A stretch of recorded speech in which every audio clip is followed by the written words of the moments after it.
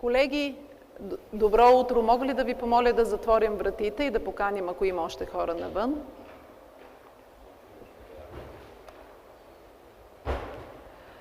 Добро утро на всички! От името на Дигитална национална коалиция имам удоволствието да открия днешното 4-то издание на конференцията за киберсигурност и изкуствен интелект. Good morning, everybody. Don't put the headset. I'm switching into English so that we are very operational. Dear Madam Ambassador, dear friends from Konrad Adenauer Stiftung, I'm really thrilled to open the 4th edition of AI and Cyber conference here. Dear Mr. Minister, really I'm happy to be surrounded by friends and partners here on the stage. Today we are going to debate very important topics, topics that are already very much related to our everyday life. And I would like to start first by sincerely thanking to Konrad Adenauer Foundation. They are our partners for the second time, and that is very important thing to us, Norbert, because it shows that the topics we've selected really matter a lot in today's life. Without further ado, I would just give you the floor and would once again thank you for partnering the Digital National Alliance in raising awareness on this topic. Dear Gergana, thank you so much and congratulations for this wonderful audience here and for this really important and very current topics that we are dealing. And I'm so glad that we have Madame Ambassador Olszuk with us from Ukraine and that we have Tilman Kuban as a member of the German Bundestag. And dear ministers, dear friends, dear colleagues, it's really a pleasure to be here. It's for me a special pleasure because for 1 year and 26 days I arrived in Sofia. And the first conference last year I visited was a cyber conference organized by Gergana Passi and her team. Thank you for this. And then I'm promised I become a little bit more modern and we have to discuss these topics looking forward to the future of Europe, of the world, and also to have in mind that we have not only to discuss technical or science questions, that it's probably and definitely a political question that we have to see. In so far, Madam Ambassador, it's really a pleasure that you are here.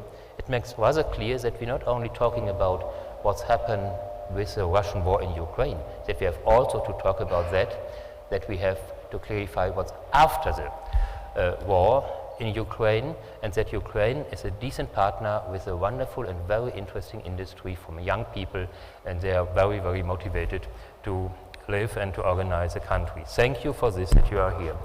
And that we have this in mind, it's for the other background, that it's also dramatically clear. We have the Palestinian war in Israel as well, so it's also not far. But with all these new things, we have to think also how tomorrow human beings have to live together with each other in peace. And that we have also to discuss how we can fight against all this aggression, all these wars, and for rule of law, for peaceful together. And that's the reason why we are here. Thank you so much for organizing. Thank you to your team. And looking forward how we can make our world, our Europe, a little bit more peaceful. Thank you, and thank you. Thank you, Norbert. I was thinking if the artificial intelligence could create peace for us, then it would have been much better and much safer. But unfortunately, even AI has its own limits. Now I look at the other German representative, Mr. Kuban, who has come from Berlin. He's a member of Bundestag, and surprisingly, he turns to be the head of Bulgarian-German friendship group in the German Bundestag. So we are very privileged to have you here. Thank you for being with us, and I would also ask you to say a few words welcoming to our audience. Yeah, Ms. Passi, dear Norbert, Ms. Ambassador, dear Minister, distinguished guests, thank you for having me here and for organizing this wonderful event. It's a great pleasure and an honor for me to be again in Bulgaria and also talk to you in this crazy times, because at the moment we see that the world has changed since the 24th of February last year. We know that there is this horrible invasion which keeps your country under a lot of pressure. And we also saw that there is the West which stands together against these guys. But since the 7th of October this year, we know that they are not alone. That we see that there's a group which is against our way of life, against the freedom of speech, against the freedom of our way to live, against the rule of law. These guys are working together from Moscow to Tehran to Hamas, and that is why we need to be aware. We need to be aware in this time, and we need to also stay together as friends. And that's why I've also been to Ukraine this year, because to show especially the young generation that there is a future for your country in between the European Union. From my perspective, this is the best way to get out of this struggle, to have a membership process to the European Union. We will have a few discussions about that by the end of the year, but I'm pretty sure that Germany as well as Bulgaria will stay on your side. We supported you as much as we can in the last 1.5 years, and we will do that in the future as well. So, but come back to the point of the conference. In this time, we also see that there are goods and bads by the topic of cyber, because there are a few good things.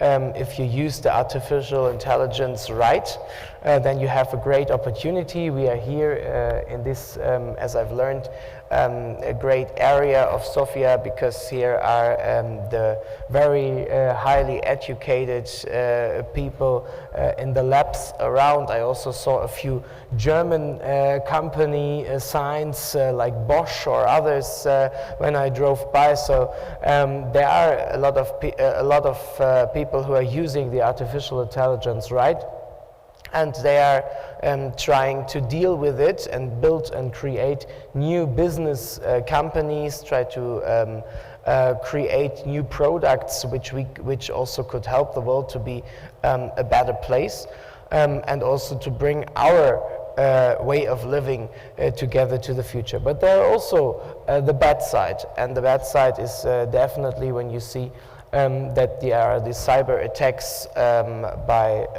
Russia, by North Korea or China, which are huge, which you see in the war against Ukraine, which you see also by a disinformation campaign in other states in Eastern Europe, but we also have it in Germany, that they are around and they're trying to also use the bad side. So from my perspective, we need to discuss the goods and bads and the one hand and the other hand, but find the right way. And in the end, I'm pretty sure that our way of living is a good way of living, and that's why we need to protect it, that's why we need to fight for it, and that's why we also need to find a solution to live with AI in the future. But it will be a good future, and that's what we hope for, and that's what we work for, and that is why I'm here to discuss it with you. Thank you for having me again. Thank you, Tilman.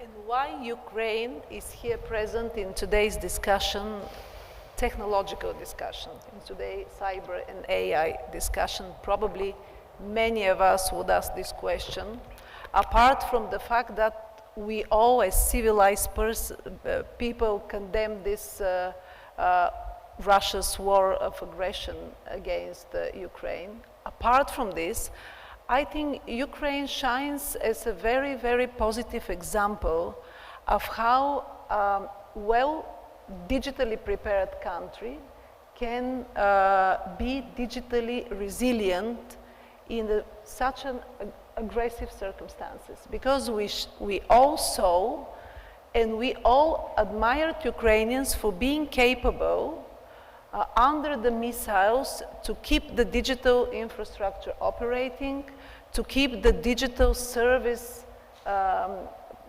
being provided online, to store safely the data from the Ukrainian citizens all over Europe, and to function properly. That is something that really impressed the world, and we believe that in this Ukrainian case, we have lessons we can learn. So I would like very much to, first of all, to thank the Ukrainian ambassador to Sofia, Olesia Ilashchuk, for being with us this morning, because probably you've noticed that she is not often showing up at public events. So Olesia, we really appreciate being with us here. And we really believe that with this kind of discussions, we can turn on the lights on the Ukrainian digital case and see how we can best profit in the most positive way from your experience. Olesia, the floor is yours. Thank you. Thank you very much. Okay, it's okay. Dear Minister, Your Excellency, dear Gergana, dear Norman, dear Tubing, dear guests, gentlemen and gentlewomen, friends and allies of Ukraine, thank you so much. Gergana, you're absolutely right that we as Ukrainians living and creating, I would say, a new phenomenon, because we are surviving, we are fighting, and we are developing at the same time. So it's something supernatural. And thank you very much for inviting me. Yes, the cybersecurity, the artificial intellect and intelligence is very, very important today, because as the armor, as very cute and smart armor and tools that sometimes we cannot see, but it can be very, very dangerous. And in the epoch of digital enlightenment, the world faces advantages of kind of transcend the conventional battlefield, I would say. And today war has evolved from, from trenches to terabytes and from bullets to bytes. And as we delve into the domain of artificial intelligence and cybersecurity, we are not merely addressing emerging technologies. And it's not just the modern world. but it's the vanguard and vigilant guardians of modern defense in our not very easy times of war. Artificial intelligence is here to protect, to predict, and to prevail. And AI is our ally, yet in the hands of enemies, it could become a weapon of mass disinformation and propaganda as well. Going back to cybersecurity, our, I would say, digital knight in shining armor, who guarding the gates of our virtual kingdoms. And our cyber knights face onslaughts from unseen foes, tirelessly defending the honor of our digital domains. And now these two forces, artificial intelligence and cybersecurity, unite on the cyber battlefield, and we can witness and can be the witness of a fusion of intellect and vigilance. And the digital arms race is unfortunately on the process, but that and what will be the cost and consequences soon, we don't know. The essence of humanity should not be lost in the cold of the code, and our ethical compass must navigate the stormy seas of this digital warfare, ensuring that we remain anchored to the democratic and human values which defines us. As we move forward, let us embody the spirit of unity, harnessing the power of intelligent intellect and cybersecurity to create the reality of digital peace in the world of this war. The challenges are enormous and the stakes are astronomical, but we, each of us, had the power to create the narrative of hope, of resilience, and secure digital legacy for our generations to come. Thank you very much. Thank you. Thank you, Madam Ambassador. That's almost German timing, right? So I would like to thank, highly disciplined, I would like to thank each of you for being so informative and at the same time respecting the time limits. Now I will invite next moderator, much more experienced than me, Ambassador Elena Pop-Todorova, with Minister of Electronic Government in Bulgaria, Minister Jolovski.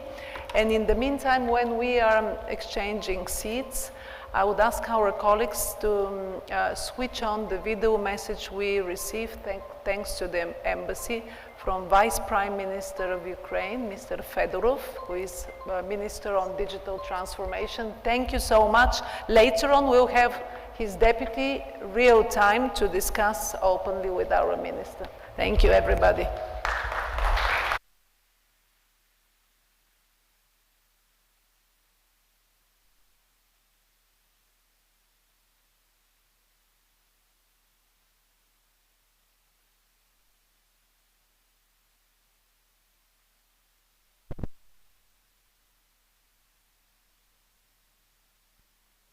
Greetings from Kyiv. Thanks to Minister Alexander Yolovsky for inviting me to join the conference. And sorry for not attending it in person.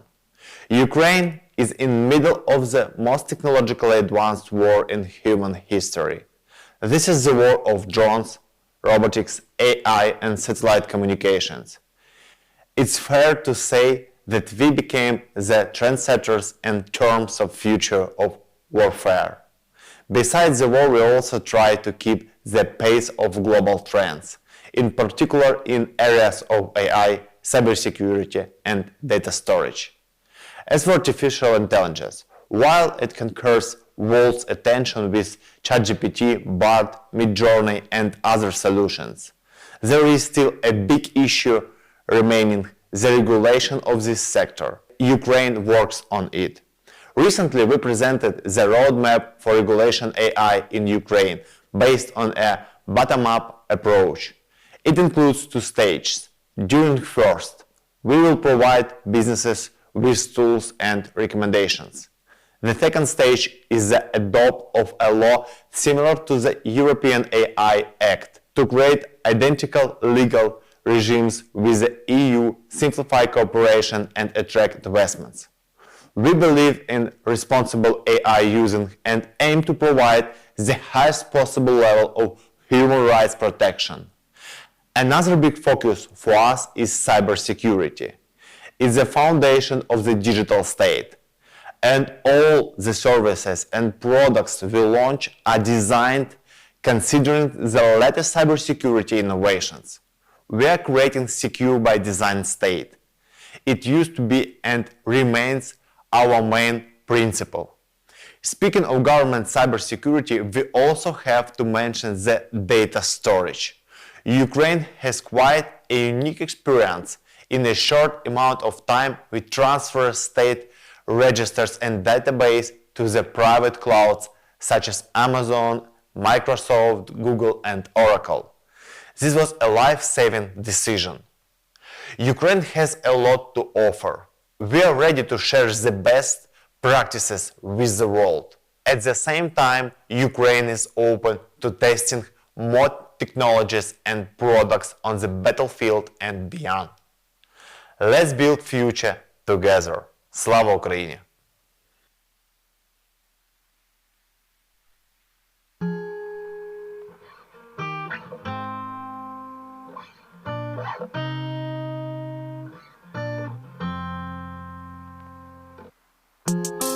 Хайде викай ме по име, просто погледни ме.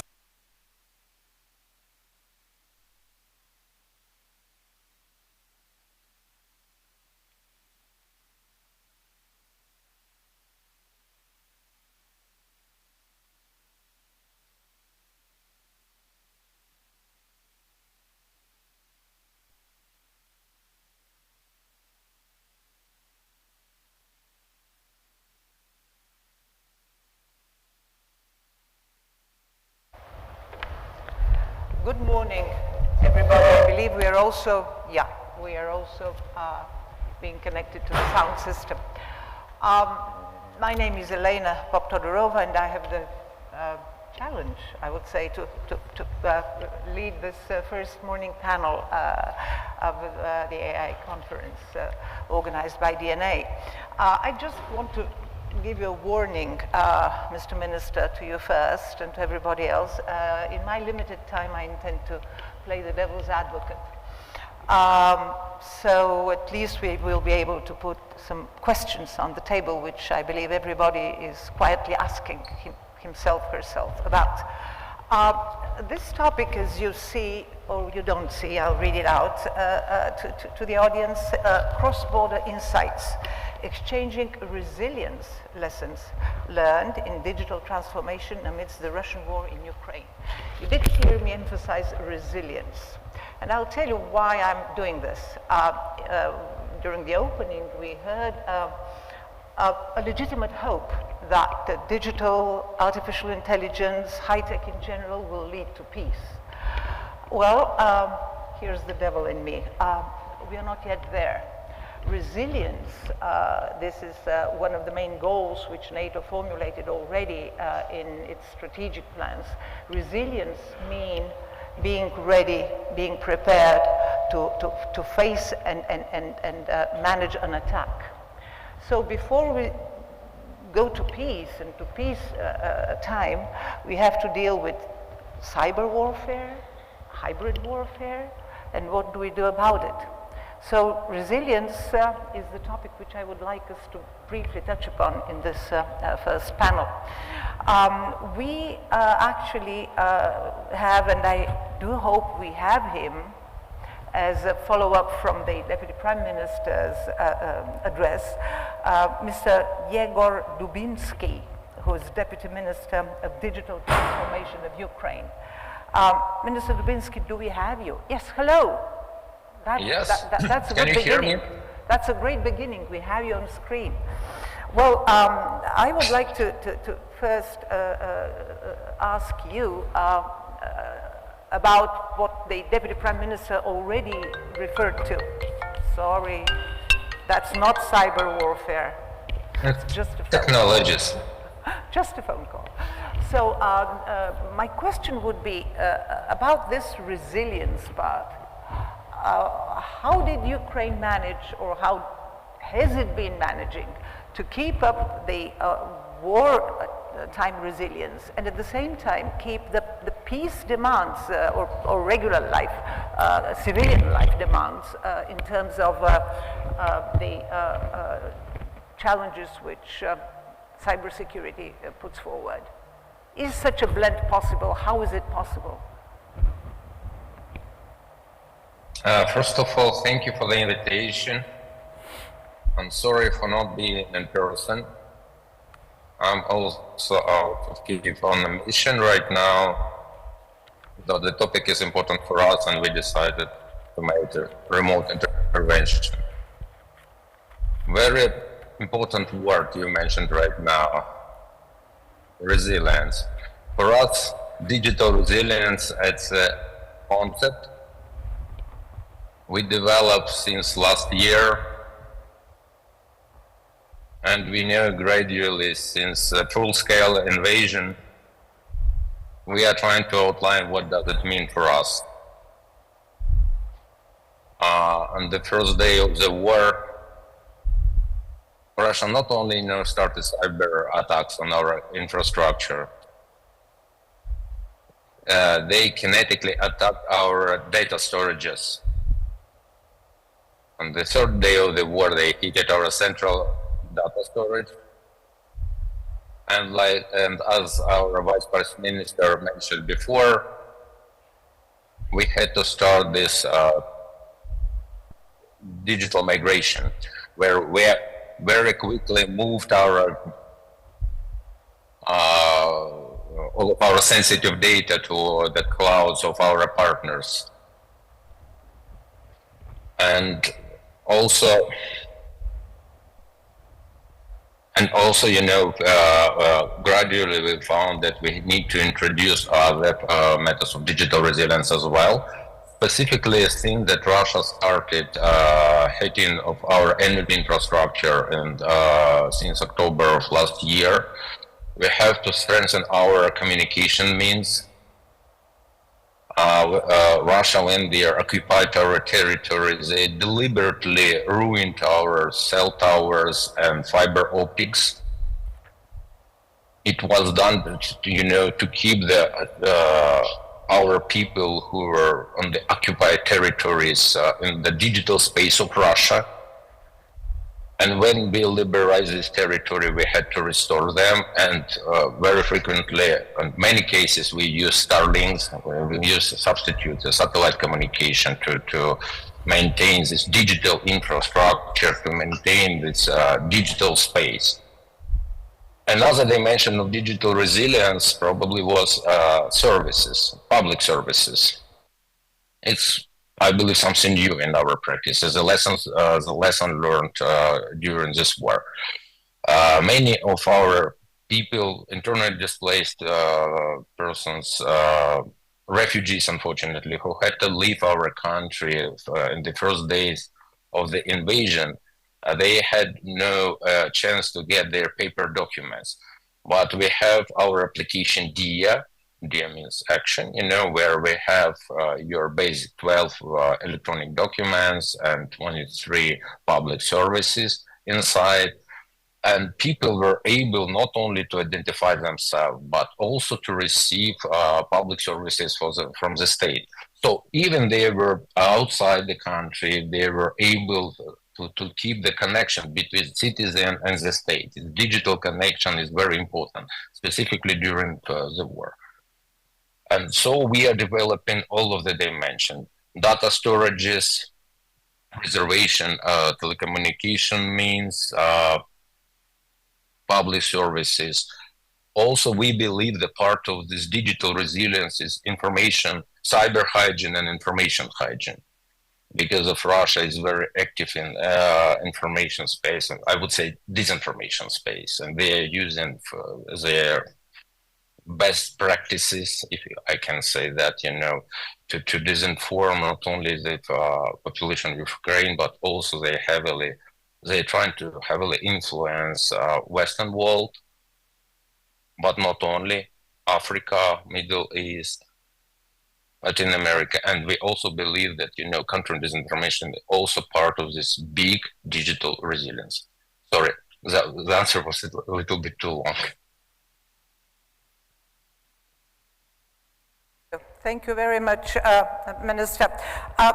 Minister Yolovsky, your title is Minister of E-Government of Bulgaria, while your counterpart's title is of Digital Transformation. Explain the difference, please. We slightly alluded to it off stage when we were just briefly alluding to what we're going to talk about.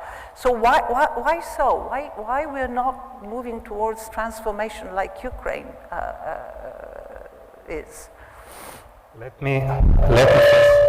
me first say hello to Mr. Dubinsky. Hello, Yegor. Very nice to have you here. Hello, Aletin. And thank you for sharing your insights on the current situation and what Ukraine is doing in this terrible war. It's a great example for everybody, and including us. So it's a great pleasure for us to look at your lessons. And now to the question about my title. Yes, it's maybe a symbolic issue, because when I was in the beginning of this week at the informal meeting of the digital ministers of the EU countries, I was the only one minister whose title was e-government related. So let me not fool you, it's not a mistake. It's because the law says that I'm the Minister of e-government, but nevertheless, my ministry, the Ministry of e-government, is aimed at achieving the digital transformation of Bulgaria. If it's a matter of title, then we will amend the law, but nevertheless, we are making the necessary steps and preparatory work in this direction so that we are not staying behind. And if you let me, I just want to give you one example about the resilience that we are building here, including in respect to the war in Ukraine. After the war started last year in February, in beginning of March, all of a sudden, powerful DDoS attacks were aimed at major Bulgarian government websites and systems. At that time, our infrastructure was not ready to face these attacks because we had connectivity supplied through a central provider, through the Council of Ministers, the Bulgarian government, and there was no DDoS protection. That's why, and because of the position in Bulgaria supporting Ukraine, we had to find a quick solution on this. And actually, in a very short period of time, we created the so-called protected internet node, which provides not only connectivity, but state-of-the-art DDoS protection and clean pipe for all the government bodies to use.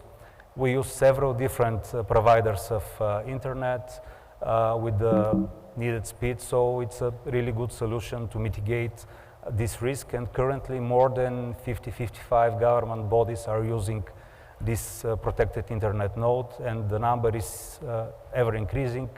So I hope that we are on the right direction, and also this solution, the protected internet node, offers a wide range of other cybersecurity services, including filtering of malicious traffic and other support through security incidents. So yes, the war in Ukraine was the reason why we acted swiftly, and now we can say that we are more cyber resilient than we were 1 year ago. Thank you. Thank you, Minister. Now back to your colleague over there on screen. Minister Dubinsky, I was wondering whether you can share already well-accumulated experience on what sectors are most strongly affected by AI as it is now. Where are the positives, where are the negatives? If we have the time, I'll move to regulation afterwards, but if you want to merge here regulation, I wouldn't object. But basically, pros and cons.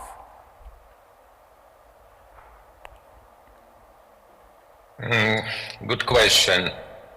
You know, the main sphere which is we are focused right now is to protect our country, to squeeze out Russians from our territory. So obviously the main applications of AI as well is a battlefield. And since the full-scale invasion, exactly, you know, we started before that, but since full-scale invasion, we introduced a lot of different technologies related to AI, to machine learning, AI, and this advanced computing as well. So AI right now is a very powerful instrument to analyze satellite images, to detect Russian military technique, to arrange the sensor fusion C4 ICR systems, which are able to gather information from different sensors, including drones.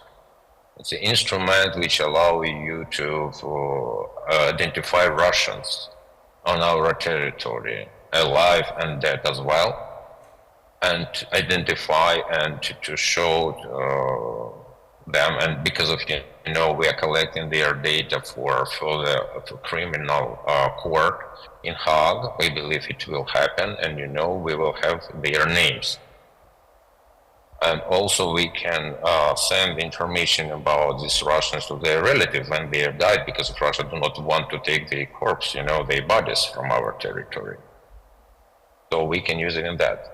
But also exactly we use AI right now for analysis on information and analysis of activity of Russians in information space as well, detection, coordinated activity, detection of disinformation campaign. Also we use it in cyberspace to identify,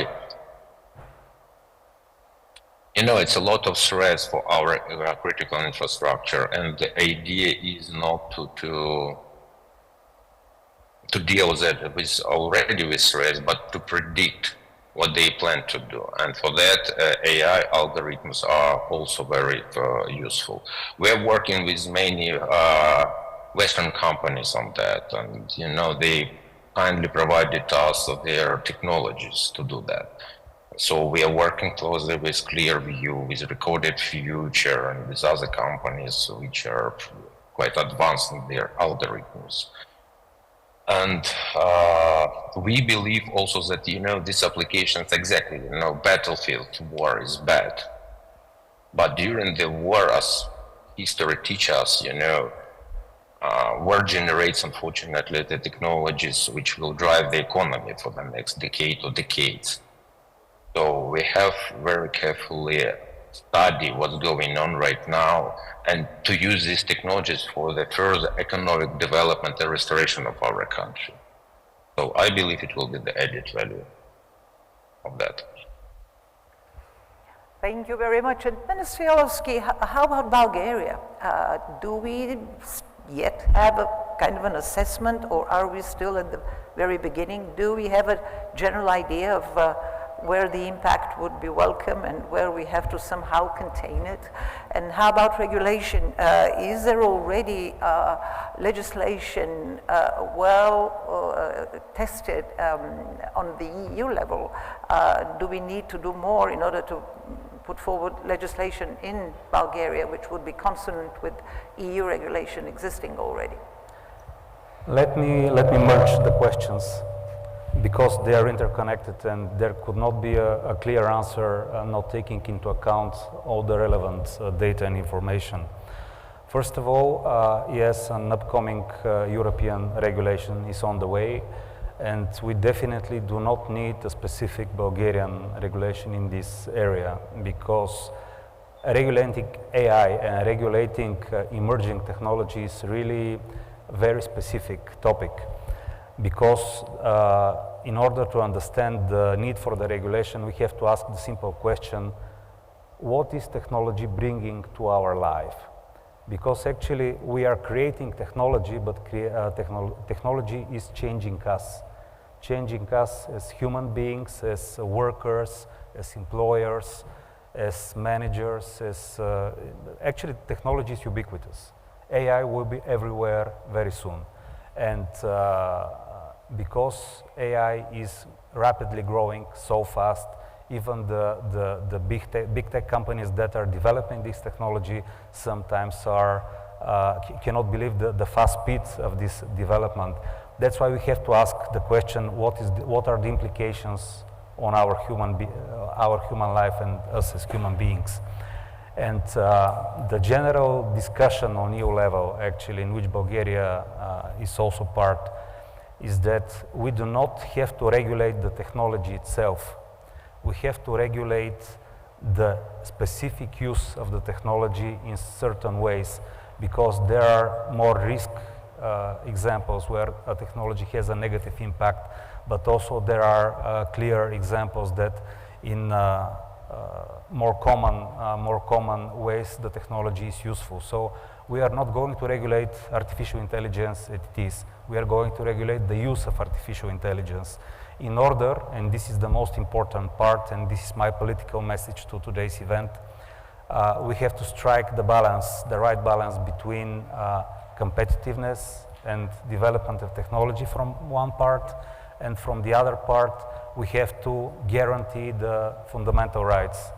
I'm using the European term fundamental rights, which is the human rights, but more elaborate human rights that we have in the European Union, because we are unique, and because we see that we have to balance technology with human rights. We say that when we have AI in Europe, it will be a trustworthy AI. And when we have a trustworthy AI that citizens can relate to and know that their data will be safe, the data will be private, that there will be a workforce adaptation, there will be strict regulations to protect every human being, and that nobody will be left behind because of this possible technological divide.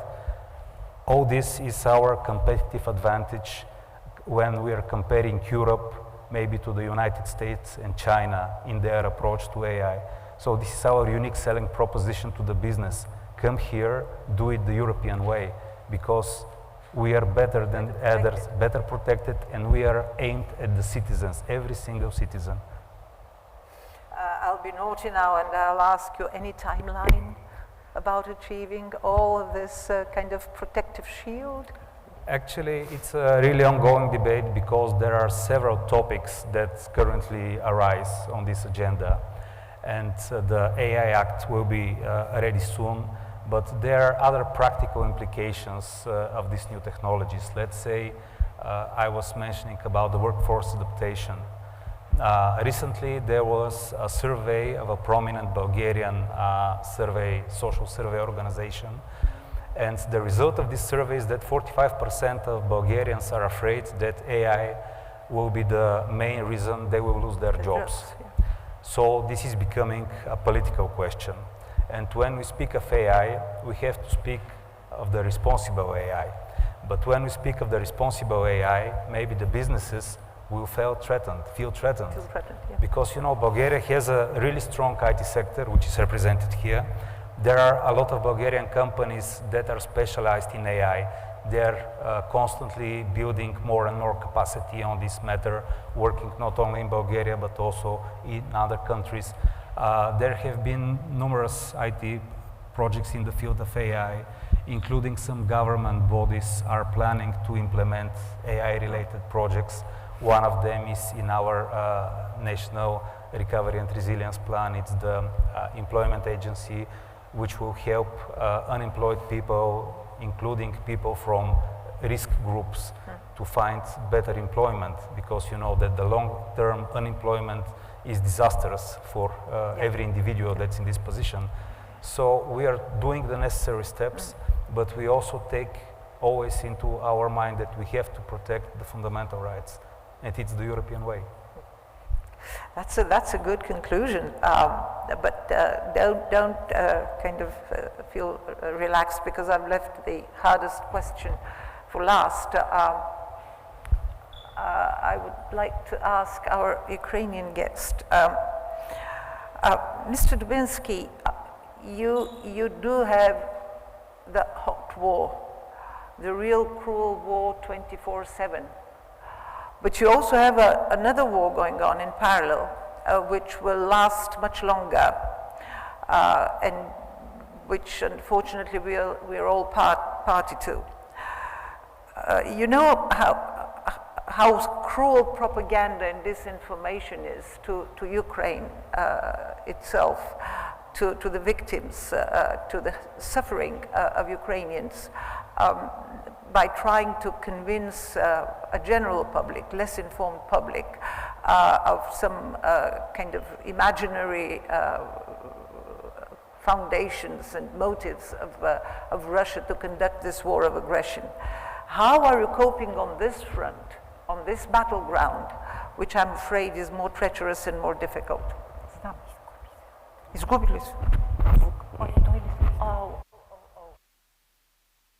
We lost. That's an illustration. A little bit about resilience. That's an illustration. I had to switch communication. Oh, you're there. Excellent, excellent. That's good. You did hear my question, I hope. Gergana, if you could repeat, I would appreciate very much. Very briefly, how do you cope on another battlefront, which is not the hot war, but the war of propaganda and disinformation, which is trying to undermine the cause of the Ukrainian people? Good question, but if I'm allowed, I was,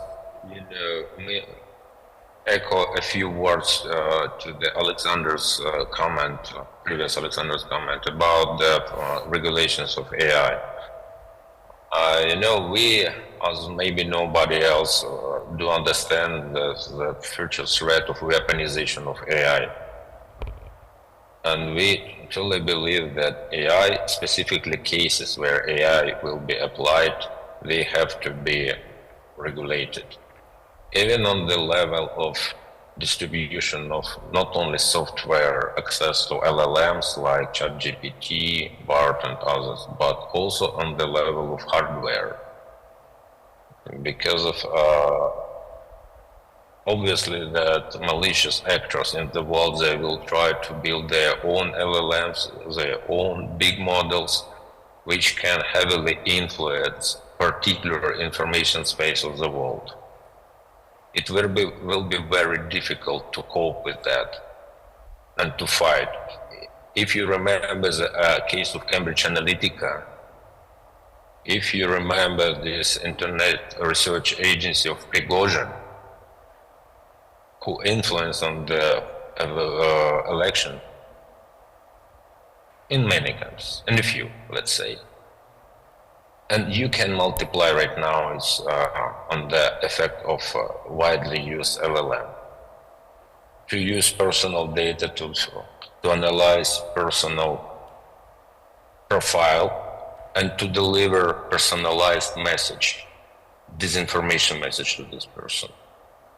It will be no kind of nuclear weapon of information sphere.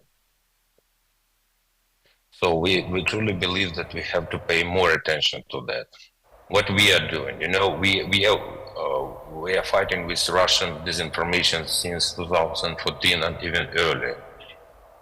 We had a few non-governmental organizations for that, like, Stop Fake News, and others who identify fake news and show that it was a temple of the disinformation. Also, we have state agency. We have STRATCOM in our Ministry of Culture and Information, and we have the Center of Counter and Disinformation in our National Security and Defense Council. And we have a very wide community of experts who are fighting against that. Since full-scale invasion, we had not only, territorial defense as a volunteers who came to protect our country, but we also had a lot of professionals who came on this media front. They came from media companies. They do understand how advertisement works, how this the delivery network works. And right now, they help us to identify Russian malicious activity in many, not only in Ukraine, but outside Ukraine as well. And we inform about that our partners. We believe we have to strengthen our cooperation with that, within this network. And we are in contact with Brussels on that, with Stratcom, European External Service. So we believe that we have to strengthen together. And as we exchange information in cyberspace, as you know, we have this threat intelligence exchange. We probably need to do the same in the information space as well. Thank you. Thank you very much, Minister Yalovsky. Same question to you, but it may be a little bit lighter, not easier, but lighter, because thank God Bulgaria is not in any kind of conventional hot war.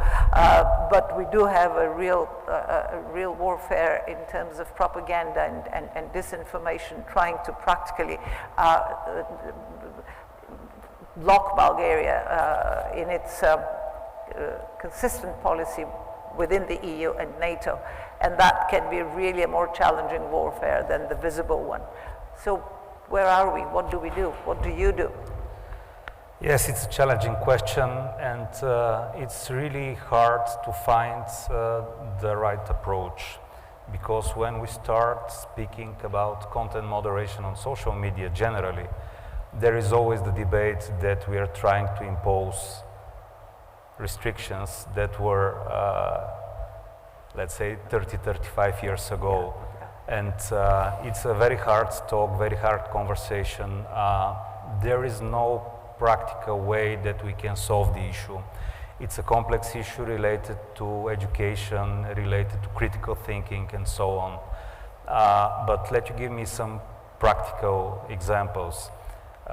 2 days ago, I spoke to Roberto Viola from DigiConnect, and we were discussing the shortcomings of content moderation on some social media. And he stressed out that they're in constant communication with the big tech companies that are falling under the DSA Act. And if somebody here in the room could file a signal to my Ministry of Disinformation on one of the social media, it will be my pleasure to translate it to the European Commission, and they will use the regulatory force that the Union now has with the Digital Services Act to counter this disinformation.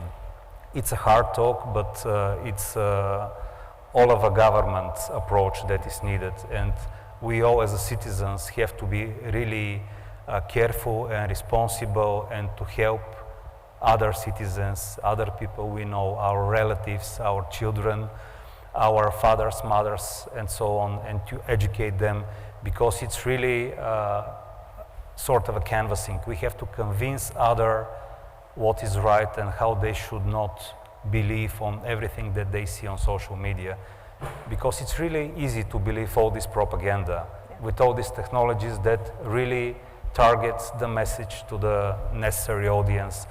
And sadly, this is one of the examples why we have to find the right tools to regulate the misuse of a certain technology. Gentlemen, I have bad news for you. I'm intimidated by the punctuality of the opening round, so I have to cut you short, but on one condition, that it's TBC, to be continued. So see you at our next conference, at our next event, to continue this very important conversation. And now I ask the audience to give a round of applause to the two ministers and bid them success.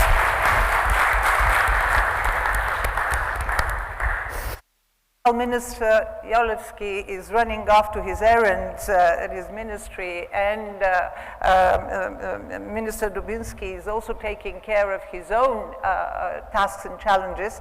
I would like to make a change of protagonists. So thank you, Minister. Thank you. And Thank you very much. I would like to invite now. I couldn't hear you. На български ли? Добре. Значи сменяме езика, слава Богу, симултанните преводачи ще си починат малко, така че минаваме на народен език, защото може би това, което ще чуем от следващият ни участник в конференцията, ще бъде много важно за българската аудитория. Сега аз искам да поканя тук до мен на сцената господин Доброслав Димитров, който е председател на борда на Баском и Брайт. Добър ден. Добър ден. Драго ми е, че ще поработим заедно днес. Сега може би е добре да обясним какво е Баском и какво е Брайт, защото много акроними нещо в нашия живот и не винаги всичко е ясно. Така че за медиите и за публиката искам да кажа, че Баском е всъщност асоциация на водещите български софтуерни компании за развитие на софтуерната индустрия. А Брайт е всъщност асоциацията на българските работодатели в областта на иновативните технологии. С една дума, вие покривате цялата сфера, която обсъждаме днес. Това, което очакваме да чуем от господин Димитров, това е дилемата на изкуствения интелект. Какво плюсове срещу рискове. И сега тук ще ви дам думата след едно признание, което ще направя. Няма да е много дискретно, защото ще го чуете всички. Аз съм един скромен потребител, скромен ползвател на технологии и трябва да ви кажа, че много са като мен. Когато за пръв път навлезе темата за изкуствения интелект, аз просто се оплаших. Не защото съм миньор и се плаша, че ще дойде робота там, или защото съм в образователната система, а чисто човешки си помислих колко дълбоко ще промени това ново и, разбира се, не само неизбежно, но и необходимо развитие живота ни. Успокойте ме. Мен и всички онези, които знаят или повече подозират, защото ние не знаем достатъчно, но подозират повече рискове, отколкото плюсове. Не мога. Грешния спикър сте поканили. Аз да ви питам, пък вие ще отговорите. Така, първо да благодаря за поканата да участвам в този форум. Темата наистина е изключително важна. Ще започна от там, че миналата година, точно една година горе-долу мина, така се сблъскахме за първи път с Stable Diffusion и още няколко, това беше преди ChatGPT и чатбота на OpenAI. И след като го обсъдихме с моя съдружник, заведохме цялата компания на тимбилдинг, на която извадихме един голям слайд и написахме 2023 година е годината, в която ние ставаме AI-driven company. Независимо, че сме IT компания, повече хора не разбраха какво имаме предвид. И така шока в очите беше доста сериозен, особено на художниците и така нататък. Истински не вярваха това, което им разказваме. Минаха през 5-те нива на, знаете, когато се приема лоша новина, нали, имаше неверие, пък после гняв и така нататък. И докато вървяха 5-те стадия, на 30 ноември излезе ChatGPT. 2 седмици по-късно събрахме отново цялата компания една сутрешна среща, на която моят съдружник разказа как всъщност цяла нощ си е писал програми и неща, които биха отнели цял ден за един програмист, може да ги напише за 10 минути, използвайки ChatGPT. Настана една тишина. Програмистите трябва да се тревожат. Да. Миньорите всъщност са последни в графата, която описахте. Това е много важно, да им го кажем. Истината е, че работите, които са свързани с ръцете ни, вече са достатъчно автоматизирани в момента. Това, което изкуственият интелект автоматизира, са нашите когнитивни възможности. Така че колкото по-човешка дейност извършваме, толкова повече сме заплашени от изкуствения интелект, което е много нетипично. Настана тишина в залата и главният ми художник се изправи и каза: сега да видите какво ни беше на нас последния месец и половина. С други думи, всеки път, когато вода такава среща, винаги има някой в залата, който казва: мен това не ме касае. и всеки път това е абсолютно много далеч от истината. Защо? Защото ние сме заобградени от технологии, но повечето технологии са много специфични. Примерно, ако гледате Discovery канала, гледате нещо в медицината, което се върши, което е невероятно като технология, но то касае много малък брой хора, то е много специфично за някой, който има този проблем. Изкуственият интелект е в друга графа технологии. Технологиите не са създадени равни. Има един сегмент от технологии, наречени технологии за общо използване или General Purpose Technologies. Този вид технологии са като електричеството. Електричеството е променило цялата ни цивилизация по начини, по които ние не можем да предвидим. Автомобила ми е любимия пример. Автомобила на бърз поглед автоматизира нещо, което сме ползвали коня за него, нали? От точка А от точка Б да стигнем.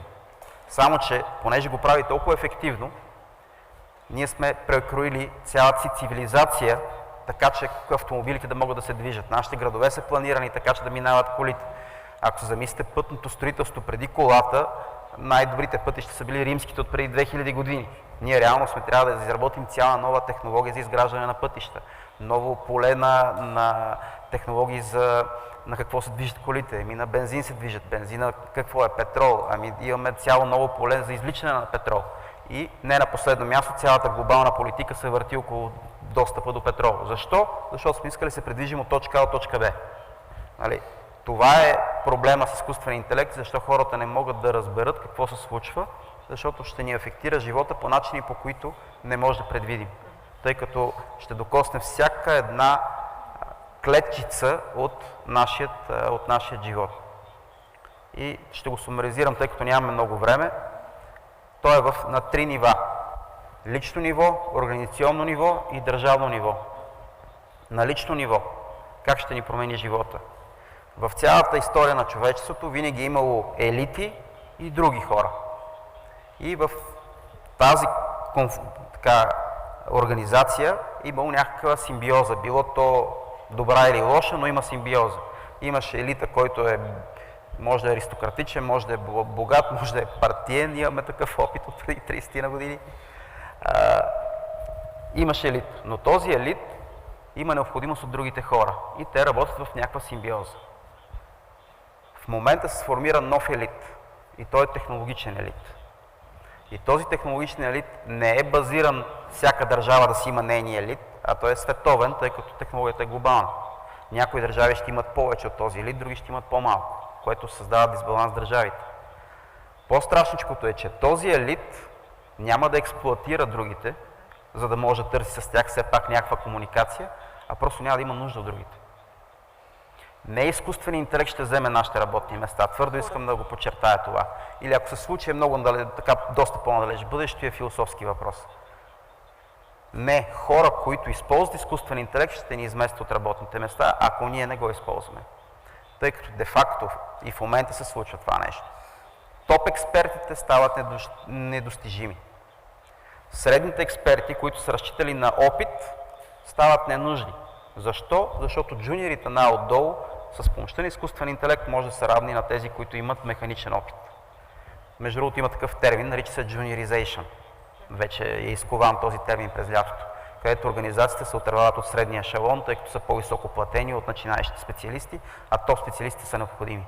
Това нещо ще се случи навсякъде. Така че това е на личното ниво. Истински има заплахата да станем ненужни. Не малка част от нас.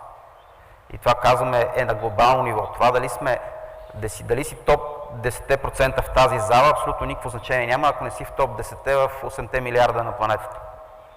Тъй като се сравняваме с всичките 8 милиарда души. Второ ниво, организационно ниво. Тук са компаниите.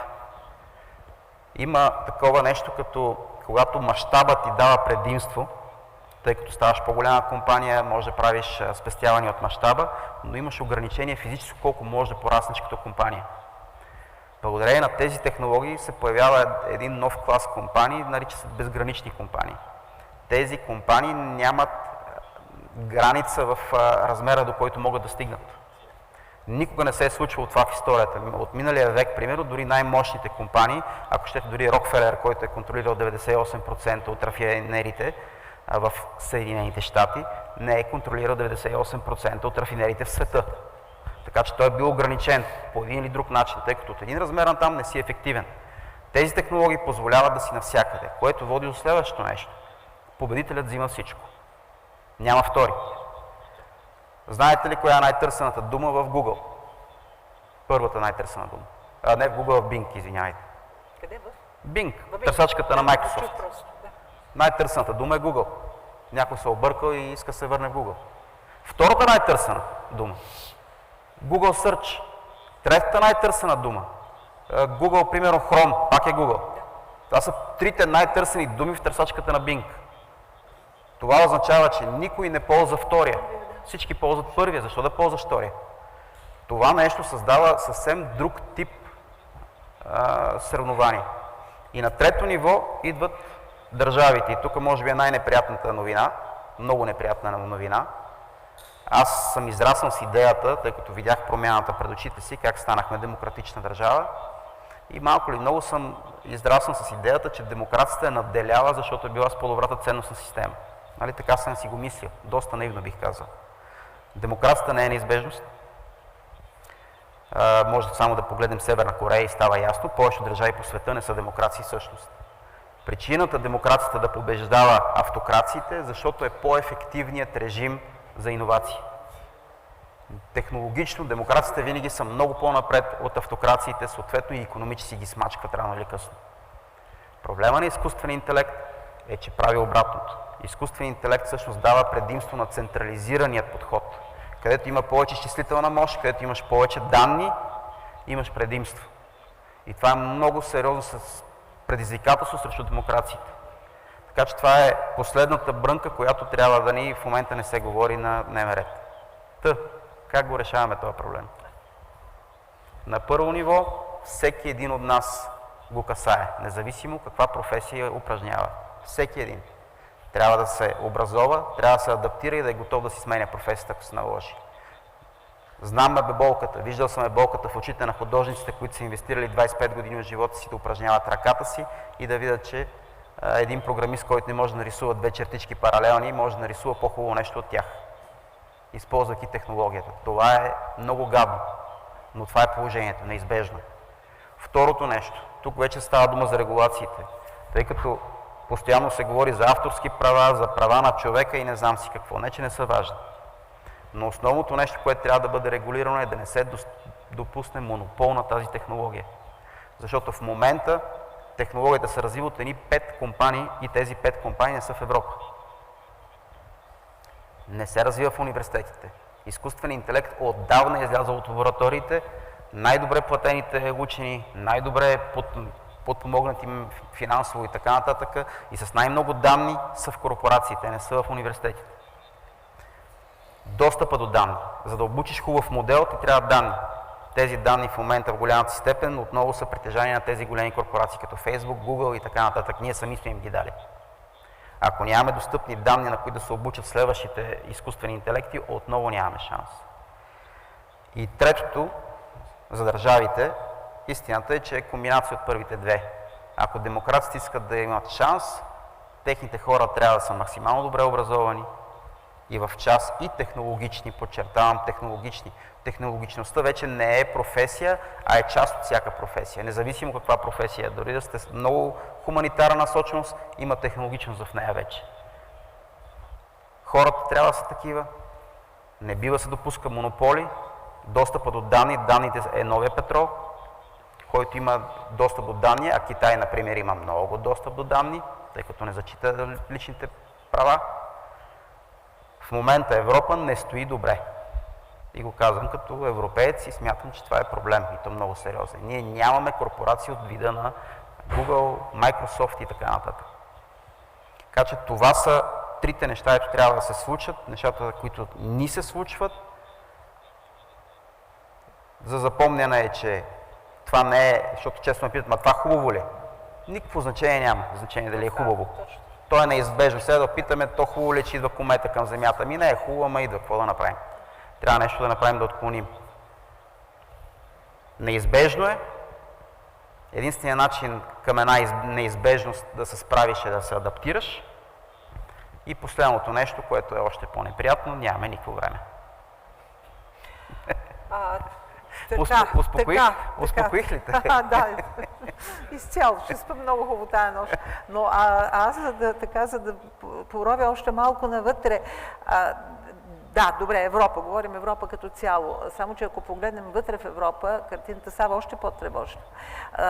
Мисля си и съм много щастлива да бъда поправена, защото аз съм лейк, по-скоро от интерес разговарям по темата. Но моята тревога е, че за да стане това адаптиране, тази трансформация, необходимо е поне едно средно културно и образователно ниво на нацията. Говоря за България, но мисля си, че в различна степен това е вярно и за другите европейски държави. Пак казвам, някъде това Скандинавия, примерно, или някои от големите централни, вероятно е по-добре, отколкото при нас. Но ако ние имаме пропаст, буквално, аз смятам, че в България е пропаст, в културно и в образователно отношение, то тогава за нас, примерно, като българска нация, това става още по-непостижимо, още по-трудно. Да и не. Тук има добра новина като цяло. Ето, там отивах. Една добра новина да извадим все пак. Добрата новина за да може да приключим. Да. Иначе може да седим тук до утре. Добрата новина е, че никой не е в час. И финландците не са в час. Така че всички, тъй като технологията, аз затова започнах от това, технологията е от такъв вид, че не може да се предвиди как точно ще ни афектира. Съответно, дори тези, които я разработват, не могат да видят гората от дърветата. В смисъл, буквално тези, които са разработили технологията, те ще ви обясняват, че ChatGPT е умен папагал, например.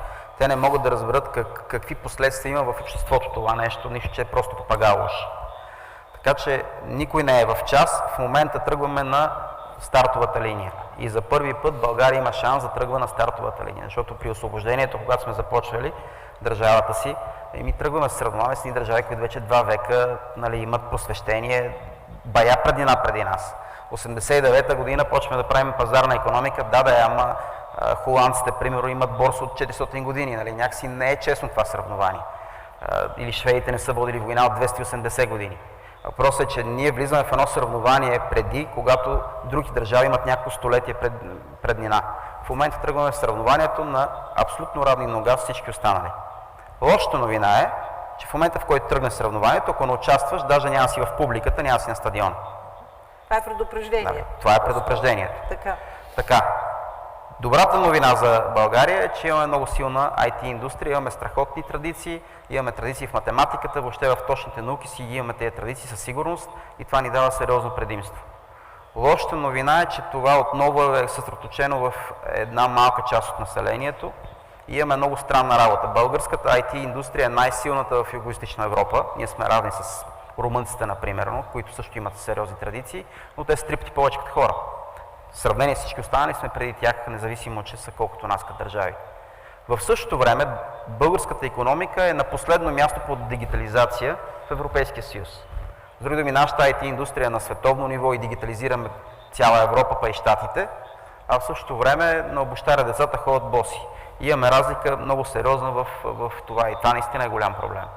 Който проблем трябва да го решим, ако искаме да, така да се каже, да може да сме равни на другите, тъй като в крайна сметка има значение колко хора участват.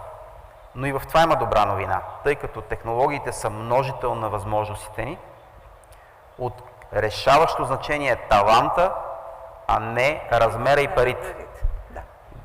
Apple и Google с всичките си там над 1000 милиарда реално бяха победени от едно ChatGPT, което е създадено с 100 милиона. Реално с всичките си хиляди милиарди те не могат да се изправят срещу таланта на една малка компания. Това не означава, че утре няма да извадят нещо, което да бие тази компания, но въпросът е, че на този момент хилядите и милиарди не са им помогнали. Съответно, Китай може да има 1,5 милиарда души, но съвсем не означава, че няма да можем да са им равностойни, ако ние имаме необходимия талант. Така че всичко тръгва от човека, в центъра на технологиите е човека, а в тази конкретна технология е от абсолютно решаващо значение, тъй като изкуствен интелект е множител на нашите възможности.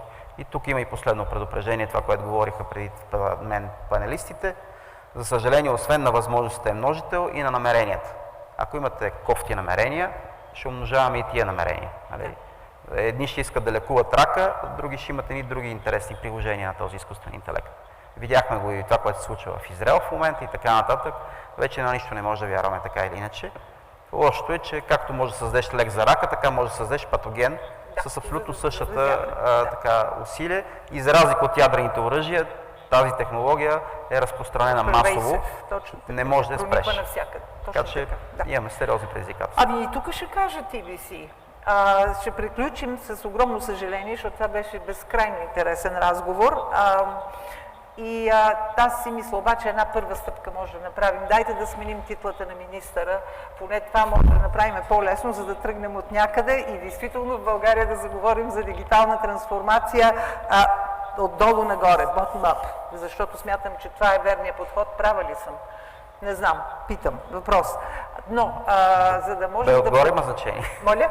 Ние отдолу се справяме добре, ама отгоре обикновено, като има недоразумение. Значи сменяме титлата на министър. Така, много благодаря. И моля много горещ аплауз, аплодисменти.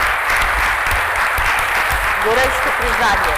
Сега, докато аз само искам да поканя следващият модератор, това е госпожа Моника, сега ще се видим отвън, госпожа Моника Манолова, която е експерт по иновации в Дигиталния национален алианс.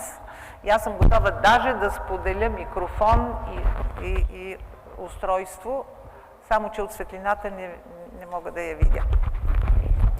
Някой вече обработва там. Прекрасно.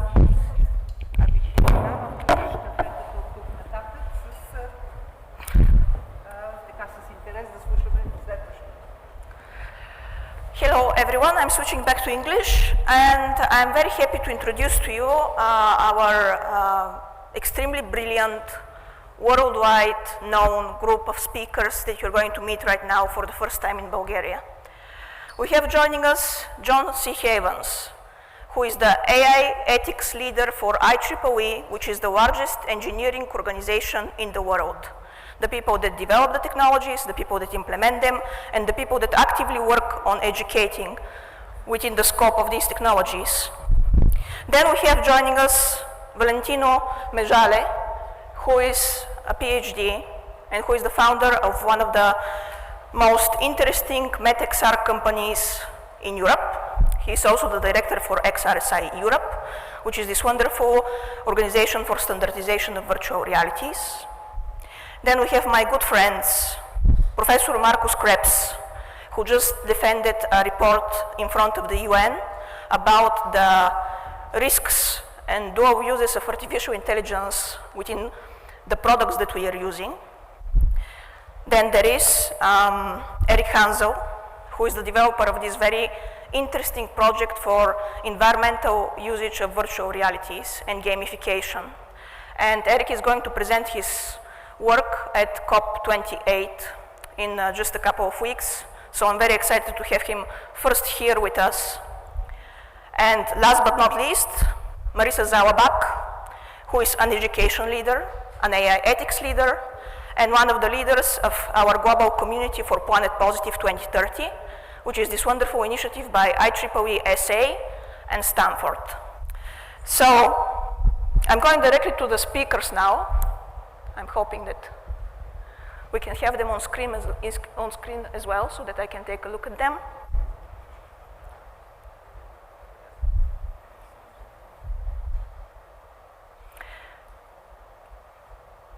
Yeah, so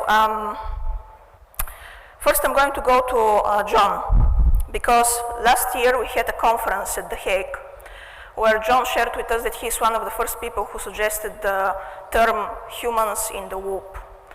And I'm very happy to share that right now we're placing a higher value of importance on the interaction of people within the scope of artificial intelligence and machine learning technologies. John? Hello, can you hear me? Yes, we can hear you. Good morning to you as well. I apologize for the early hour. Can you share with us a little bit about what CARE in technologies means and about our work within Planet Positive 2030 and how that is going to be impacted by the constantly changing technical sphere? Sure, and thank you to you, Monica, and for the organizers for the invitation. I had the pleasure of being the staff lead of the Planet Positive 2030 program that you mentioned. The short answer about keeping the human in the loop and thinking about care has to do with recognizing that the majority of AI systems, and I'm sorry, there is a pretty bad echo. I don't know if that's something that can be addressed. I apologize. But Monica, I think maybe that might be something. Yes, I can hear you okay. Perhaps it is on your end. Maybe, okay. Yeah, if you're okay to continue, we can hear you quite okay. Yeah. As long as it's okay. I'm not sure on my end, but anyway, FYI. Yes. With AI systems, a lot of time we don't talk about data. When human data is used to inform these systems, and then the human can't access their data and have portability to it, there's a loss of the human within systems, because the system or the algorithm are interpreting aspects of a person's humanity, their identity, without their direct involvement. So that's part one, is that personal data has to really be addressed in these systems.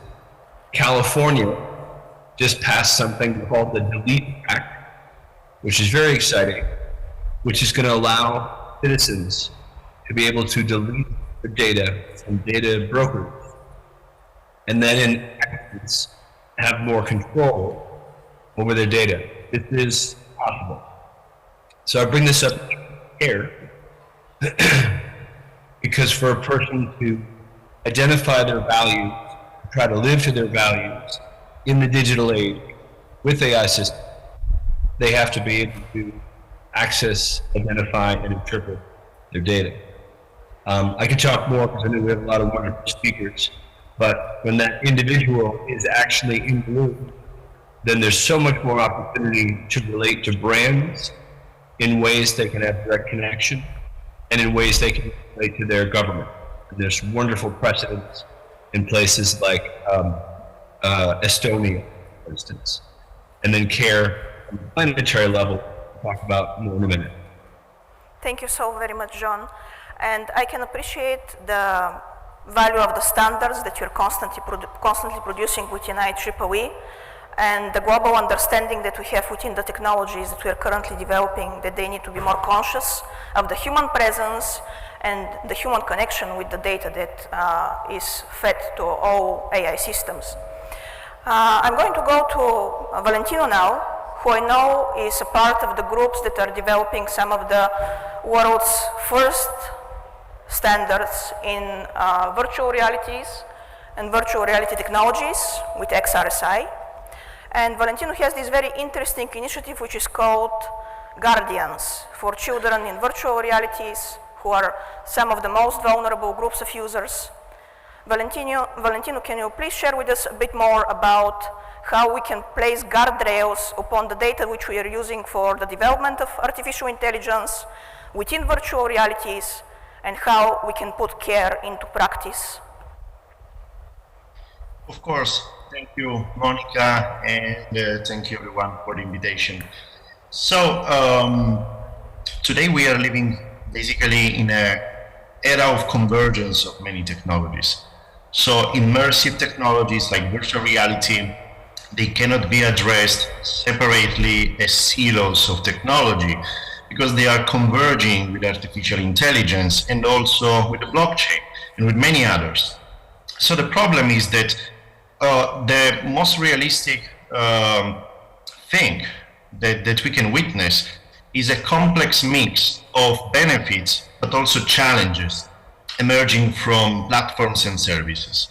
This is even more important when we talk about children and youngsters, because when we talk about teenagers, when we talk about even younger children, of course, they are starting accessing all these immersive technologies, platforms. They are starting to play with their peers.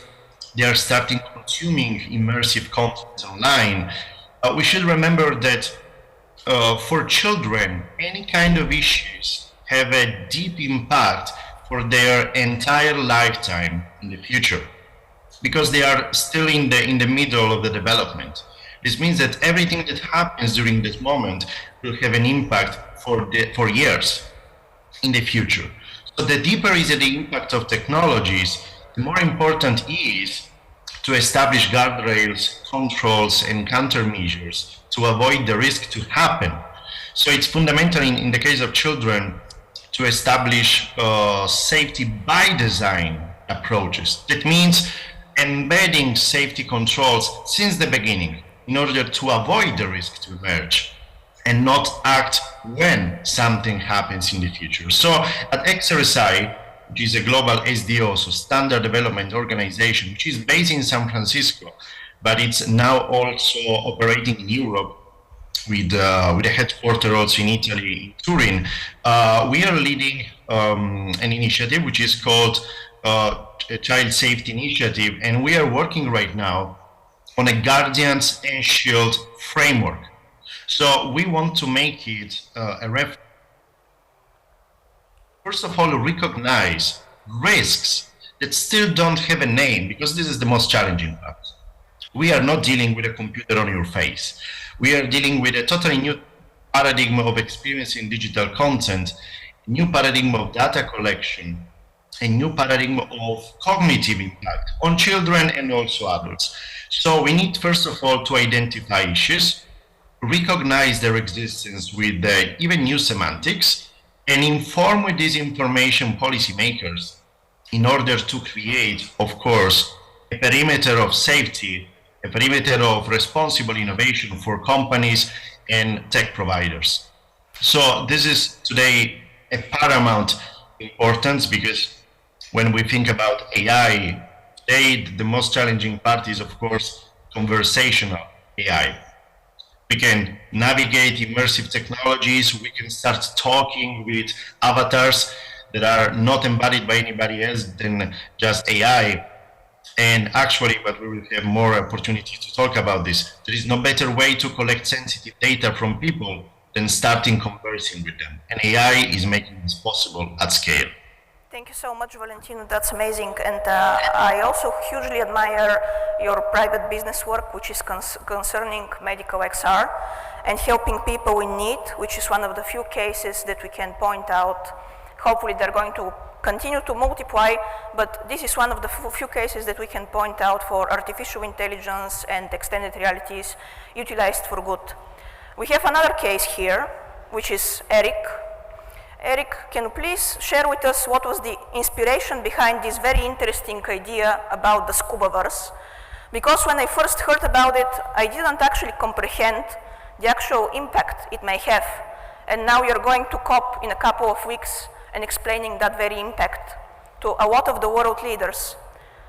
So, Eric? Hi, good afternoon to everyone. I appreciate the opportunity, Monica, and it's great to speak with these other folks on the panel. The Scubaverse was an idea to take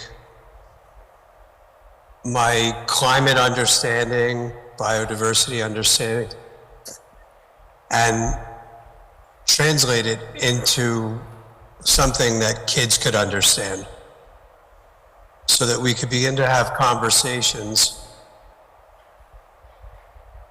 and influence behaviors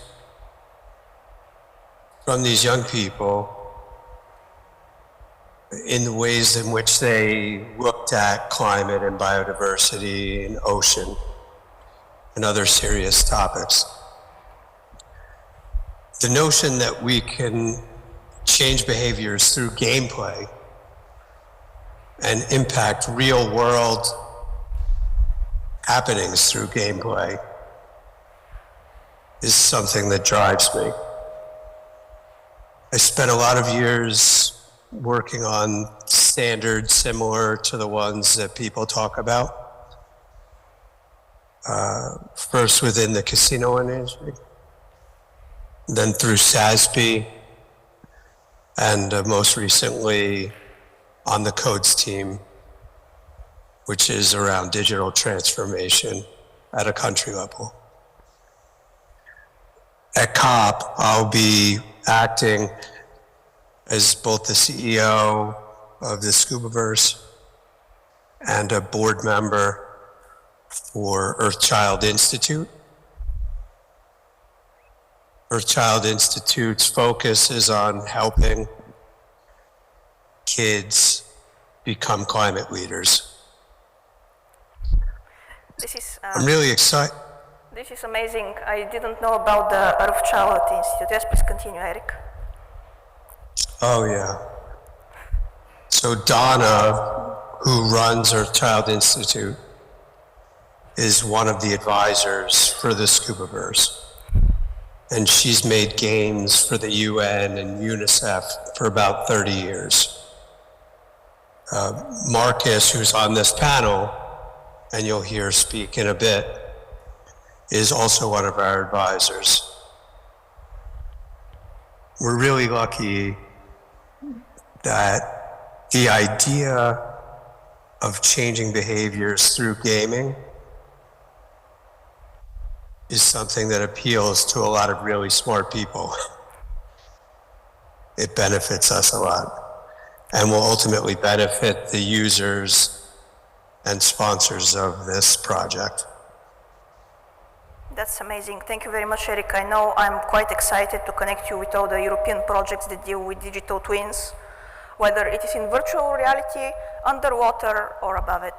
And when we talk about the digital twins, there is a good friend of mine who is very passionate about the topic, who just defended in front of the UN working groups a report which is going to acknowledge the guardrails which we need to input when we embed artificial intelligence in all sorts of products and technologies.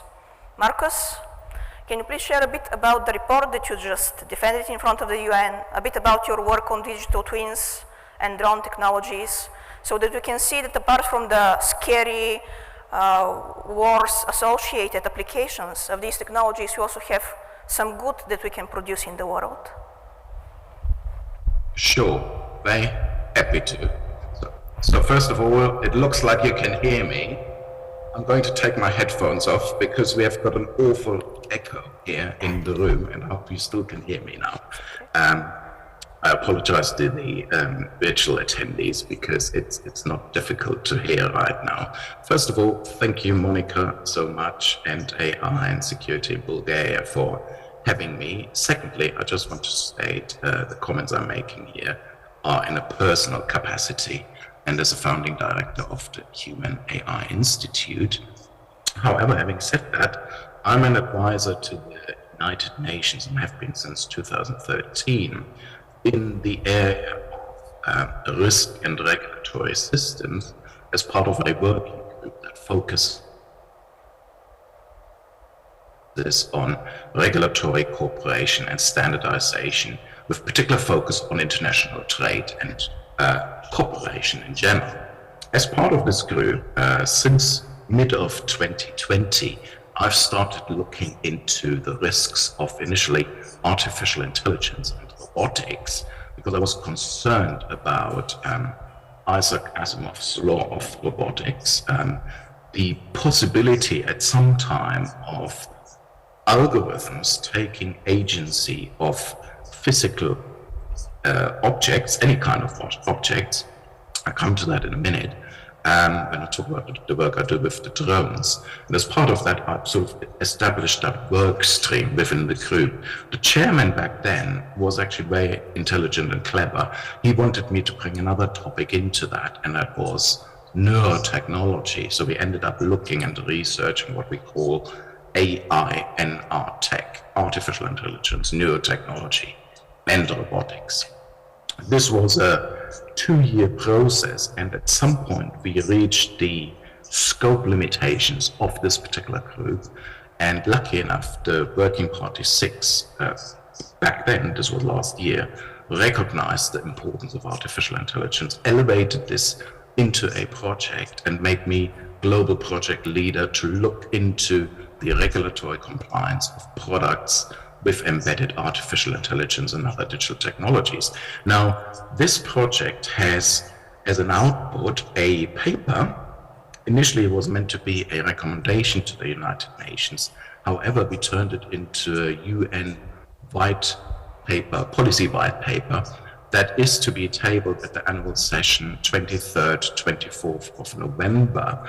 And we are asking the 193 member states of the UN to make a decision whether they want to turn this into either a convention treaty, a recommendation, a declaration, or a common regulatory framework agreement. Now, 4 options we've put on the table. There's of course a 5th option, which we haven't put on the table explicitly, but that is actually doing nothing, which is also doing something, which is where I'm coming from originally in the risk management conduct risk space. Now, the 5th option, personally, I don't think is a viable option.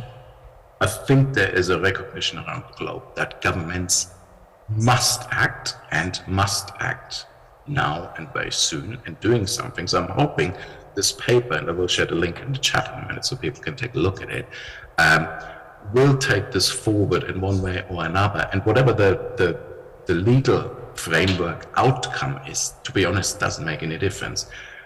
Very quickly, 2 comments on this.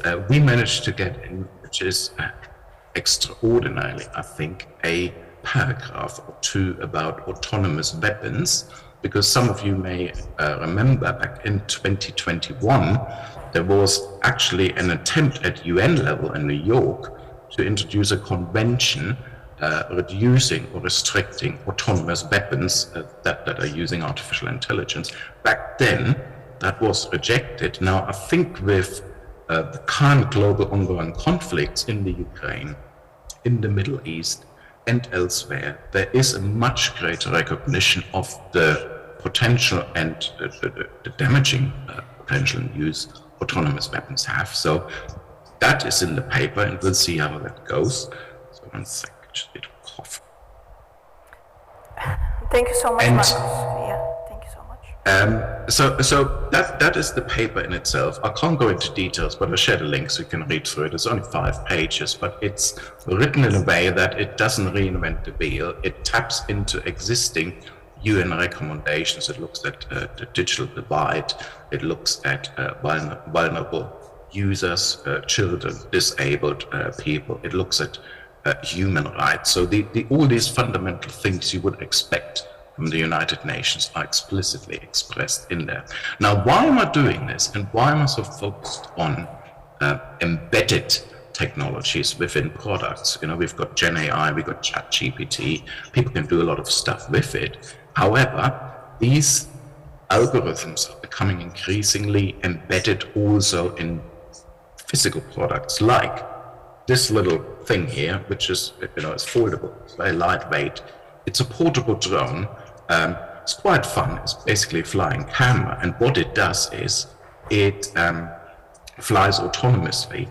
But the problem is, once the AI takes things over, such things like drones, they can be very, very useful and used, for instance, to build digital twins for places like the Scubaverse, what Eric is doing with his team there. But equally, they can be used in a very damaging and dangerous fashion. And hence, I think there need to be some guardrails put around that at government level and regulatory level to manage this much better. So I'll probably talk too much. I can see Monica. No, it's okay. It's okay, Marcus. You pointed out. Thank you. Yeah, you pointed out very interesting questions about the dual usage of technology, which is something that we are all very concerned about, especially when it comes to and I'm going to go back to the children and how we are educating them and how we are helping them recognize the differences between these virtual realities and what is real and what is not in the virtual world. So I'm very happy to have here with us also Marisa Zalobak, who is a very good friend of mine, who is an expert on AI ethics with regards to the way in which humans interact with technology and what it's going to produce for our future. Marisa, can you please share some of your experiences with students, their interaction with chatbots, and the capacity of technologies to impact people beyond the advantages that we are experiencing constantly? Yes, I'd be happy to. Morning or good afternoon. One of my biggest concerns at the moment is the mental health of youth and of the general population. The report mental health for youth has tripled. The concern for mental health for youth is tripled in 2 years. And that is greatly affected by interaction with technology, as well as other worldwide events. Climate control, the social violence plays a role. And so how we begin to consider how we're educating our young people on their interactions with technology, what is being made available to them, and that's going to include education, and that's going to include education, ethical education for everyone, because we are creating the world they're born into, and that they're living, and that they will continue. So one of the problems that's happening, or one of the big issues, has been some of the programs and usage of chat for mental health. And because there is a well-meaning effort to empathize AI and empathize the programs, there's a misconception that this can be used in place of human interaction. And it's really an artificial, it's not real empathy. And having been in regular conversations at the moment with very advanced humanoids, 2 of the most advanced humanoids. And one of the interesting things is how they describe their understanding of empathy, which is academic, right? And so their response when they're having a connection with a young person who has called a distress situation is an academic response, and it is can be somewhat helpful in a triage way, but not in a meaningful, long-term healing way. So this is to include how we are also promoting educational programs, technology, tutors, that includes education tutors, includes education reform. And this, in order to address this, we really need to have AI education for every single person. That's for the parents, that's for business leaders, that's for teachers, that is for everyone in society, understanding that we are using something that is not human. And it can be a partner. I think technology is fantastic, but it must be used. One of the things I'm particularly concerned about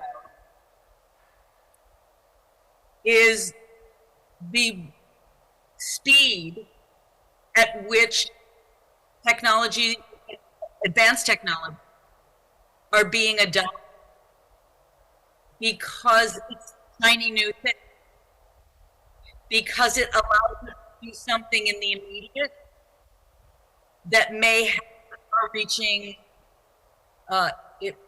negative impact, right? And we heard this from John, we heard this from Valentina, we heard this from Eric, we heard this from Marcus, how we partner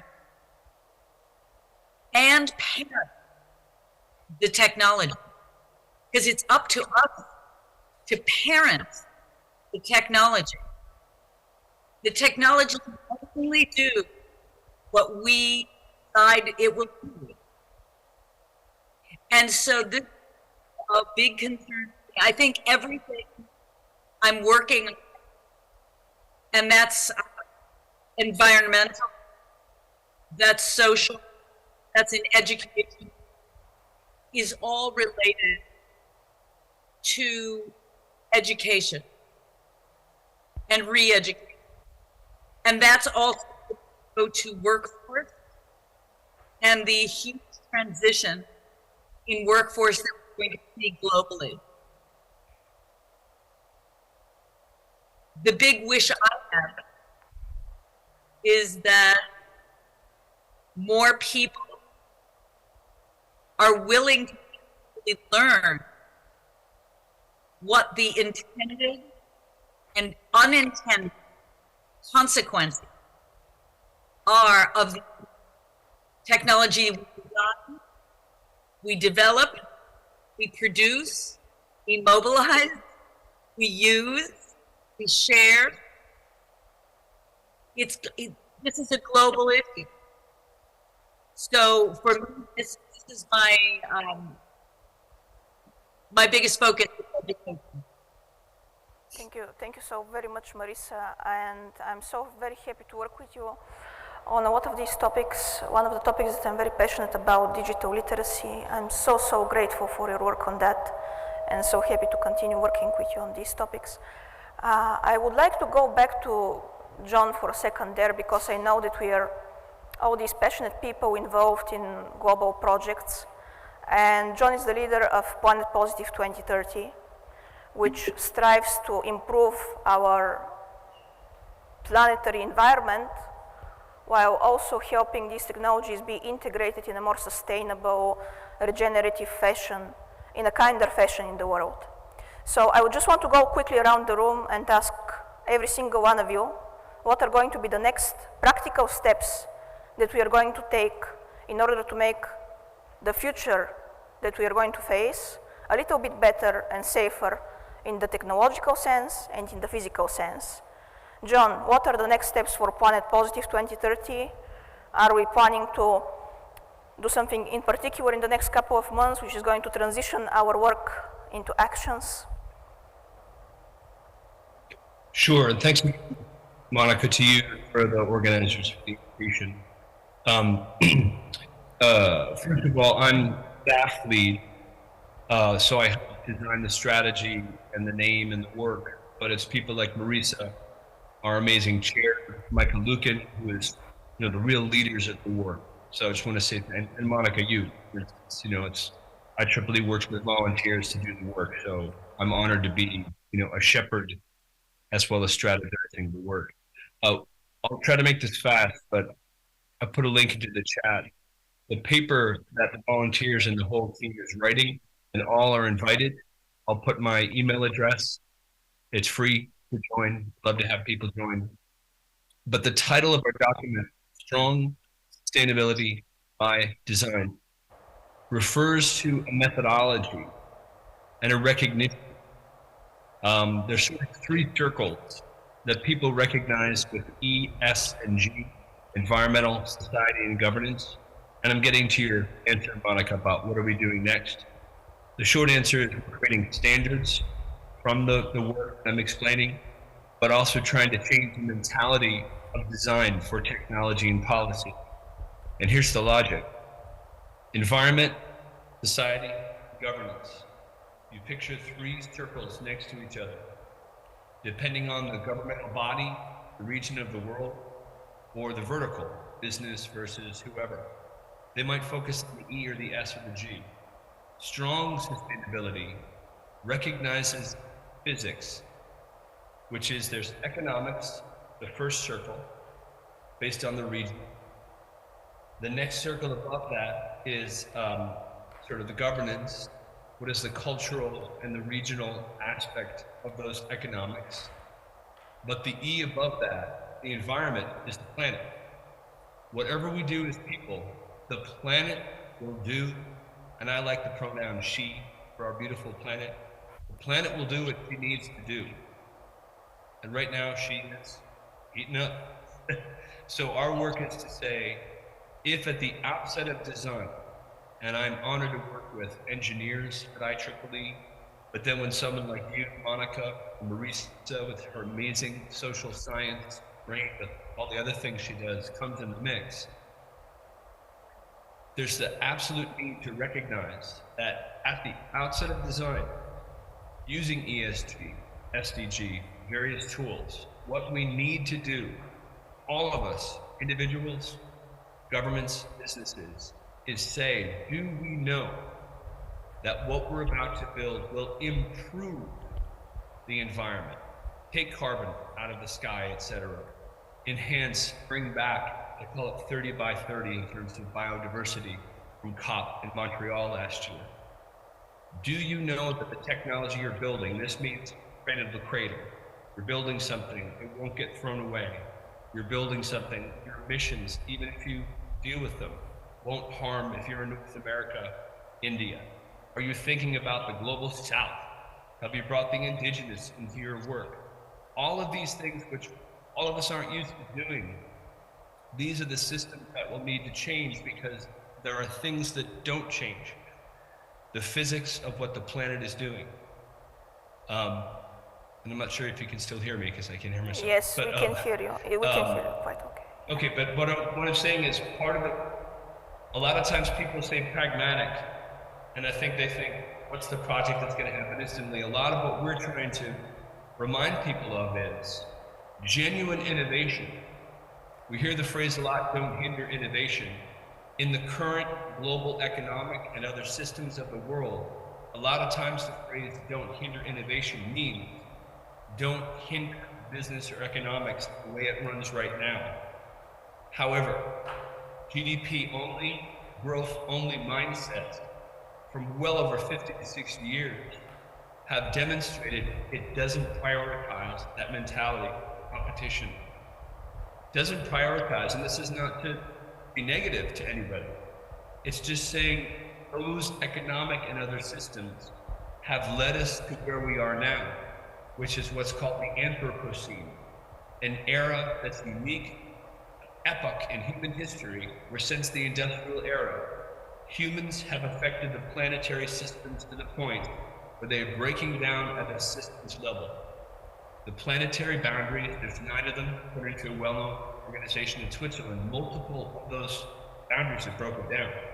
So anyway, in conclusion, if at the beginning of design, before a blueprint goes to engineers, before a marketing team starts working on a project, everyone asks the questions, how do we help the planet? Not just not harm it, but this is why we call it planet positive, or net positive. There's a book by Paul Pullman from Unilever I strongly recommend. People are going to say, I don't know how to do that, and that's okay. Businesses are going to say, how does sustainability help me? And the actual question needs to change and say, how do we keep this beautiful planet safe for our children and our grandchildren, for 8 billion people in equity for generations to come? That is the only way to design these technologies and policy. If we say anything else, well, let's deal with the economics first. then you build the technology and then you try to figure out, oh, how do we make this safe? We didn't think about this in terms of the minerals and the value chain and all these things. And it's just a longer upfront process to genuinely be responsible. Otherwise, there's no responsible AI. It is irresponsible to build technology without asking first, how do we help the planet and help human well-being in equity, including the indigenous, marginalized women, all the regions of the world. Thank you So so that's very part of much. the pragmatic work we're doing. Thank you so very much, John. It's hugely inspiring that you're so passionate about this topic. I'm just going to go to Eric now for a second there, because he's actually applying the technologies in order to resolve environmental challenges. Eric, what are the next steps for the Scubaverse, and how can we connect with it, and how can we help you out in your mission? Thank you very much. And to talk about what John was just talking about, or to touch on that,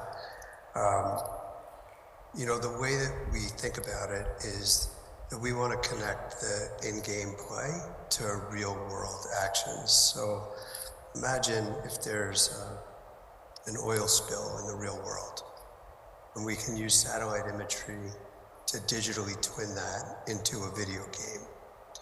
We can alert players that there's a side quest, and they can go figure out that there's something way too big for them to deal with.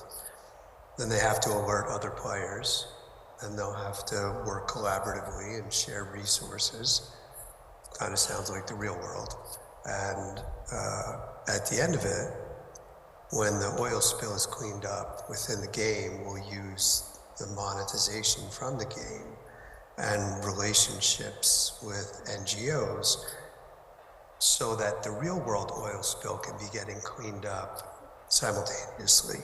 That way, afterwards, we can give players NFTs, non-fungible tokens, which are unique digital items. And this would be a certificate of sorts that would say that they cleaned up, let's say 0.002% of the real world oil spill through their in-game play. It seems kind of silly, but what this accomplishes is it gives young people their first environmental win in a really easy, low barrier to entry way. And when they accumulate enough of these real world type NFTs, they'll have the opportunity to go on expeditions, perhaps, with one of our researchers. We have one who studies manta rays in the Mexican Caribbean, another who studies whales in the Atlantic. And imagine a kid going from playing a game to having an experience like scuba diving or snorkeling with manta rays as a result of doing well within the game. Wonderful. Thank you so much, Eric. That's an actual practical example of how we can apply technologies in order to educate people and help them make the world a better place. Valentino, you're one of the people who makes the world a better place with the technology which you have developed for your company. Can you share some brief examples with us about what are going to be the next deployments that you're going to do, both within the XRSI and within the MetXR space? Thank you, Monica. Yes, I'm also the CEO and co-founder of a digital health company, which is based in Italy. It's called Softcare Studios. And we are working to apply the XR technologies for good. We are working in the clinical context with a goal to replace as much as possible the administration of drugs, like sedatives, painkillers during medical procedures.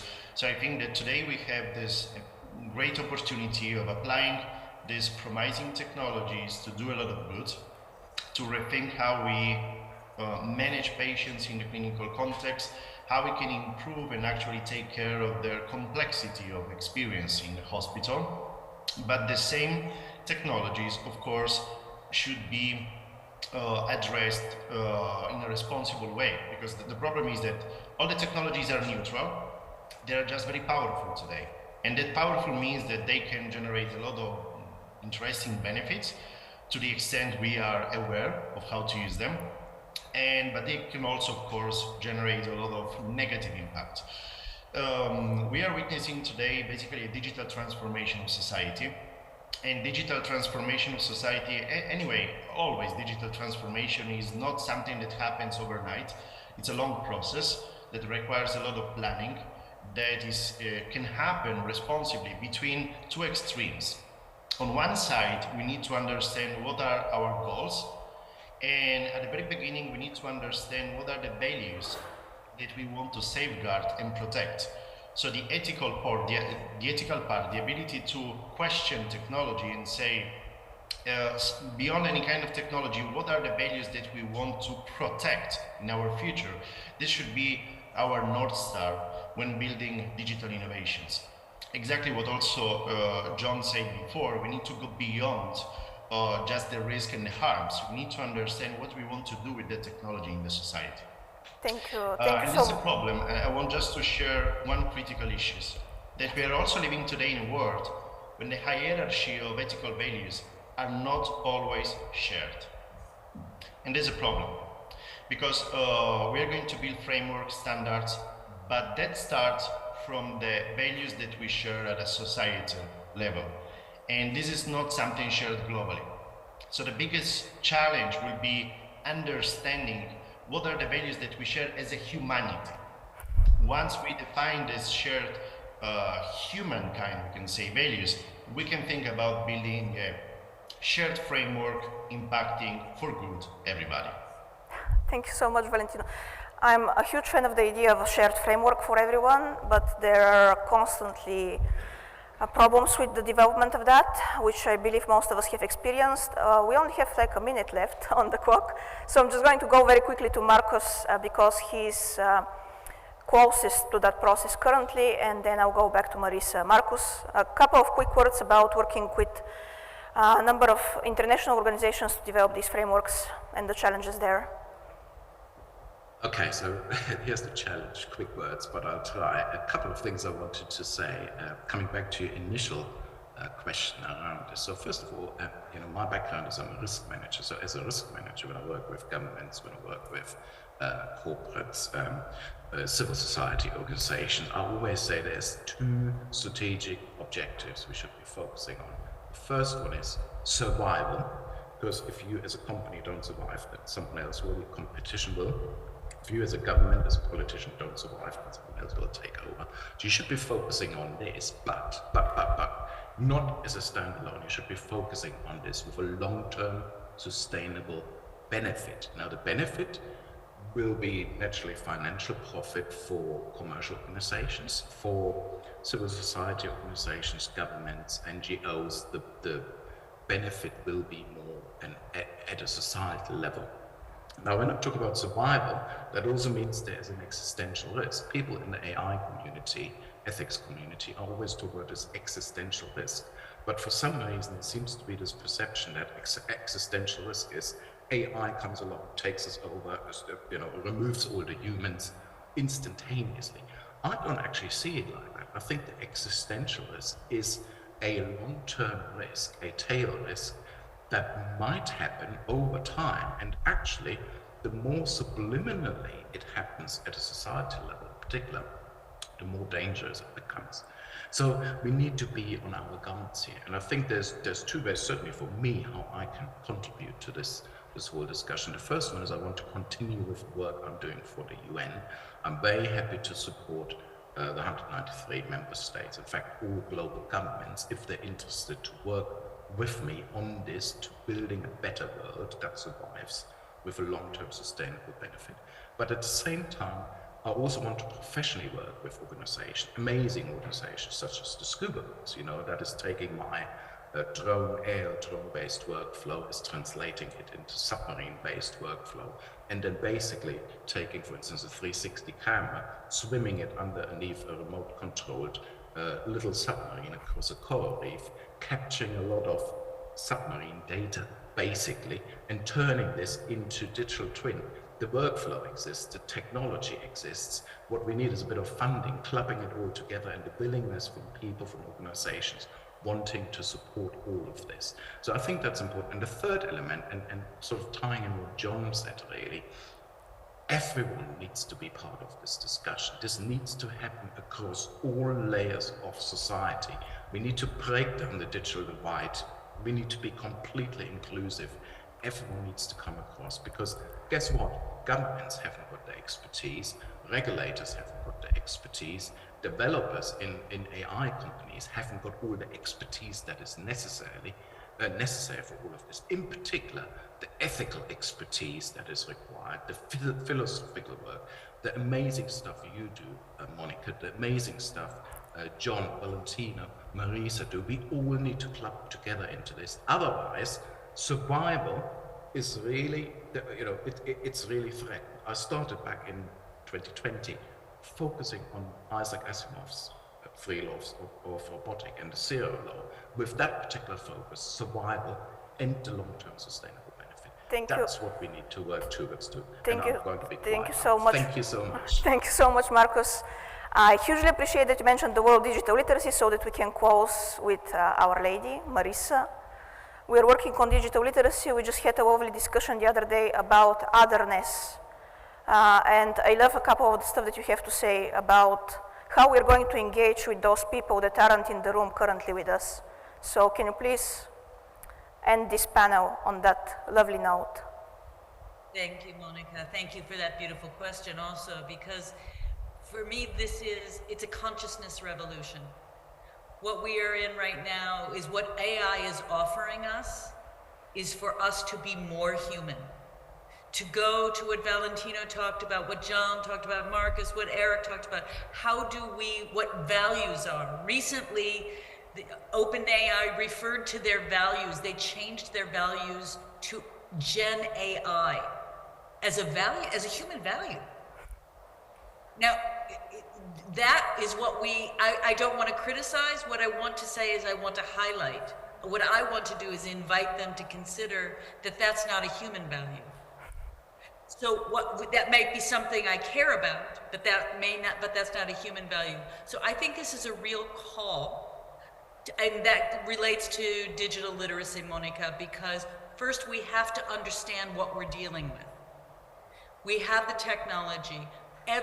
We need to be providing education for everyone on the technology as much as we can. Everyone is a big thing, but as much as we can, and each person who learns will teach more.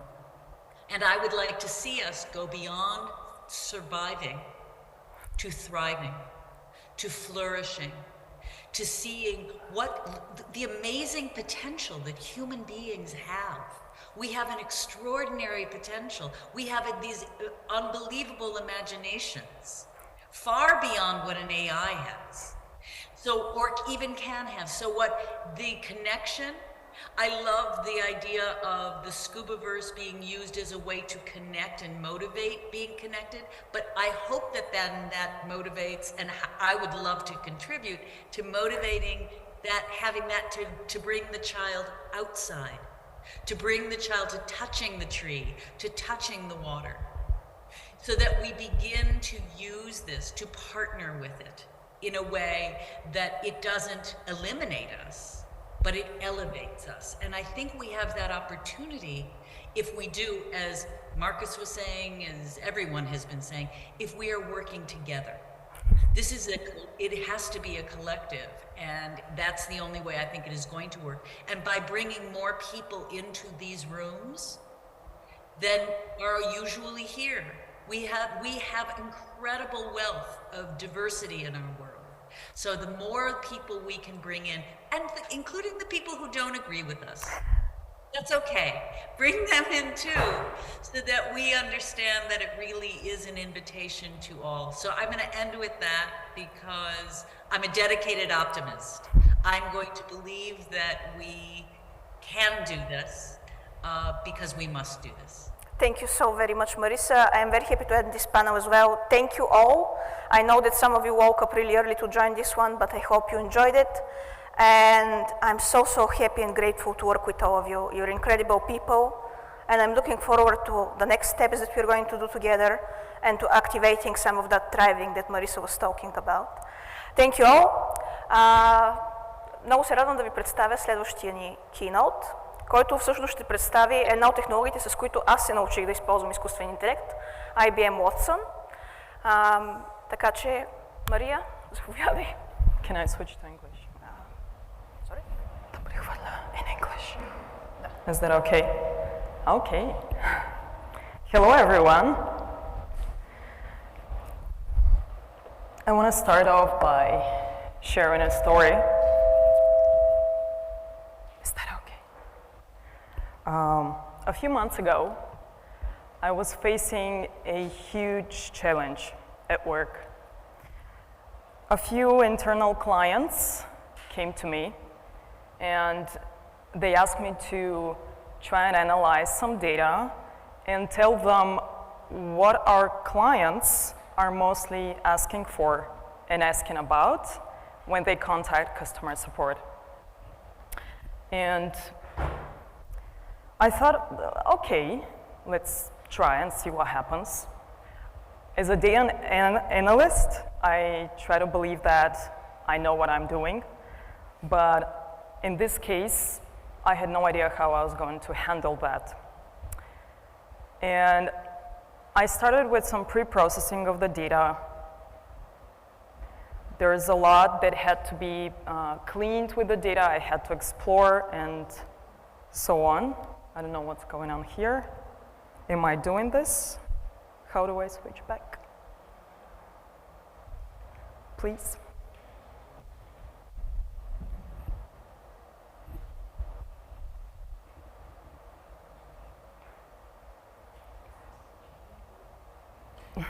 Thank you. Thank you. And apologies for that. So the good thing about our culture at IBM is that it's all about sharing knowledge, information, asking questions. So I decided to share my struggles with a few folks. And I told them what I was struggling with and that I have no idea how to process the data. I had to work with thousands of conversations, text conversations between clients and our customer care. I knew about the traditional approaches and I was thinking about some traditional, let's call it, natural language processing, but my attempts were not good. The initial results were really bad. And so talking to some colleagues, one of them suggested and asked me, why don't you just use a large language model? And I thought, okay, I've heard of this, but I still had no idea how to use it, what it was capable of, and so on. And this is where the journey began for me.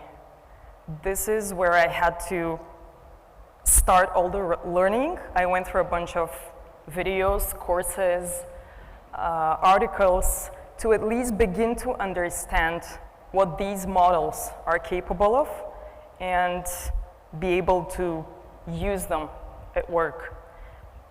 And in the end, I did manage to find a right model. I learned that I could go and create my own API key on the cloud. I was able to call the API in my Python code. And then I was able to successfully summarize and label those conversations in such a way that the clients were in the end really happy. I was really surprised with the result as well because it was exactly what I was expecting, even better. And why am I telling you all this? Because I want to bring a sense of urgency that, as everyone earlier before me talked about, we do have to accept the change. We do have to embrace these new technologies because we don't have any choice. And generative AI, why can't I cannot change it. I'm clicking the right button. Apologies. And this is my first time, and it's really fun. Thank you. Generative AI specifically, its impact cannot be compared to anything we've seen so far.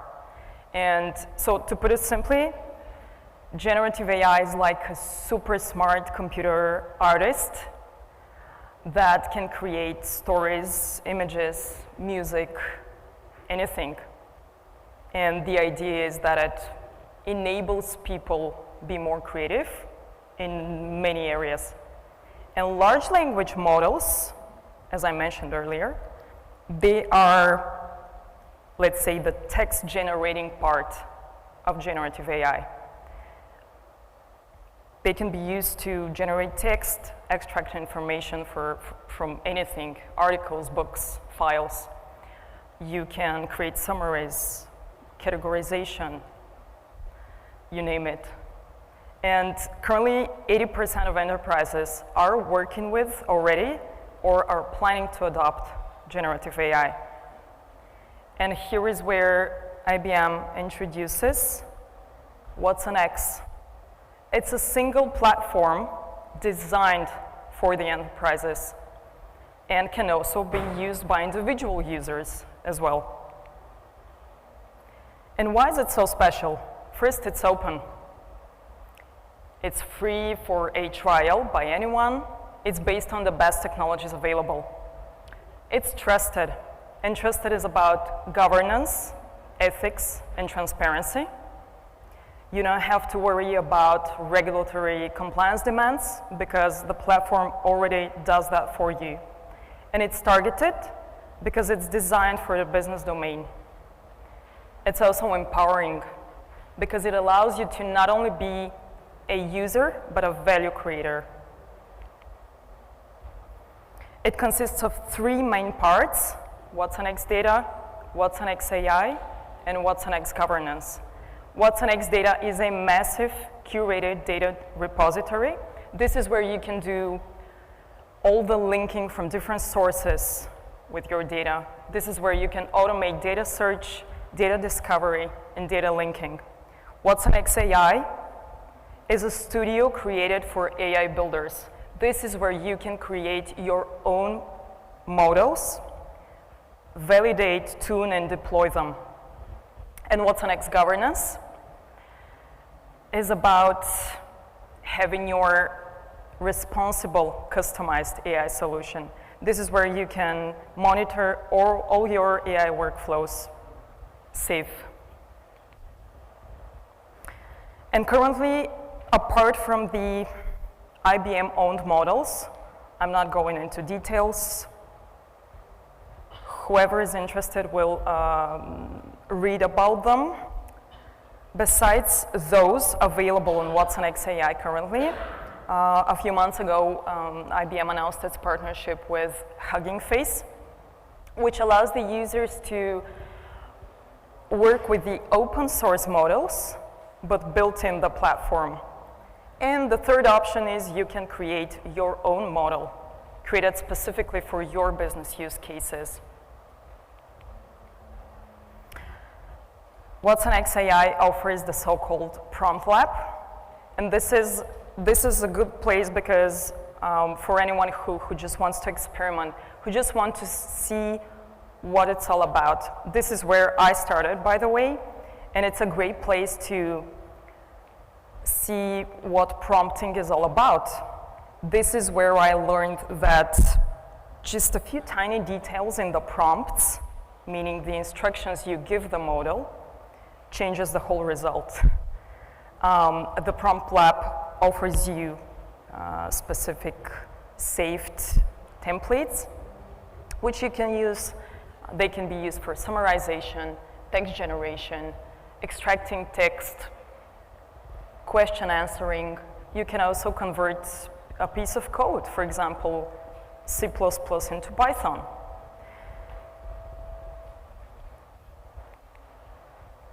Here I've added just a few of the already many examples of clients who have adopted generative AI for their cases and for their clients. Samsung SDS, for example, uses watsonx for their zero-touch mobility solution. Matrix Holograms applies generative AI with Watson X to help power AI-based tutoring for students around the globe. And the fans at Wimbledon can now have access to a content that they haven't been able to see before. The Wimbledon app, in partnership with IBM, now offers a lot of different commentary based on AI. And finally, I'd like to let you know that for anyone interested in the hot topics and new technologies within IBM, and not only, SkillsBuild is available to anyone. There is a lot of learning content there, virtual labs and exercises, and a great choice of digital credentials, which you can then share. And these are just a few of those here. Finally, I'd like to stress on the importance of just having to go there and try, go there and learn. I really hope this managed to spike your interest at least a bit. And for anyone who is interested, you can go and try Watson X for free or book a live demo. Thank you. It was an honor.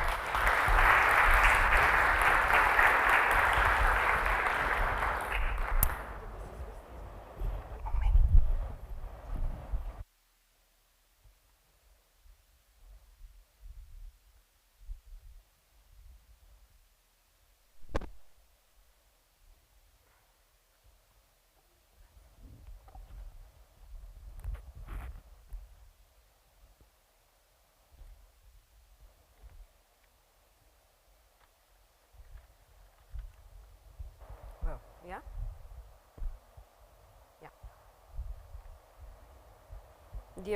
Yeah. Dear guests, Your Excellency, I want to welcome Her Excellency Andrea Ikik-Böhm, the Ambassador of Austria in Bulgaria, and to say firstly that today is the National Day of Austria, and I'm very happy that you're here and you're our guest today. And can you tell us the Austrian response and the new development of the digital humanism? Good day and zdravейте. Thank you very much for your kind invitation. I'm very honored to be here with you today with so many renowned experts on such an important topic. Imagine a world in which human rights are protected, democracies flourish, and societies are inclusive, and new technologies have helped us to achieve this. Even more, imagine that new technologies and artificial intelligence have eased our lives by minimizing administrative burdensome tasks, have helped to mitigate and to adapt to climate change, and have contributed to ensuring a dignified life for individuals and for societies alike. Imagine dignity. This has become the central motto of the Austrian cultural diplomacy, and dignity is a central aspect of the concept of digital humanism, which I have the pleasure of introducing to you today.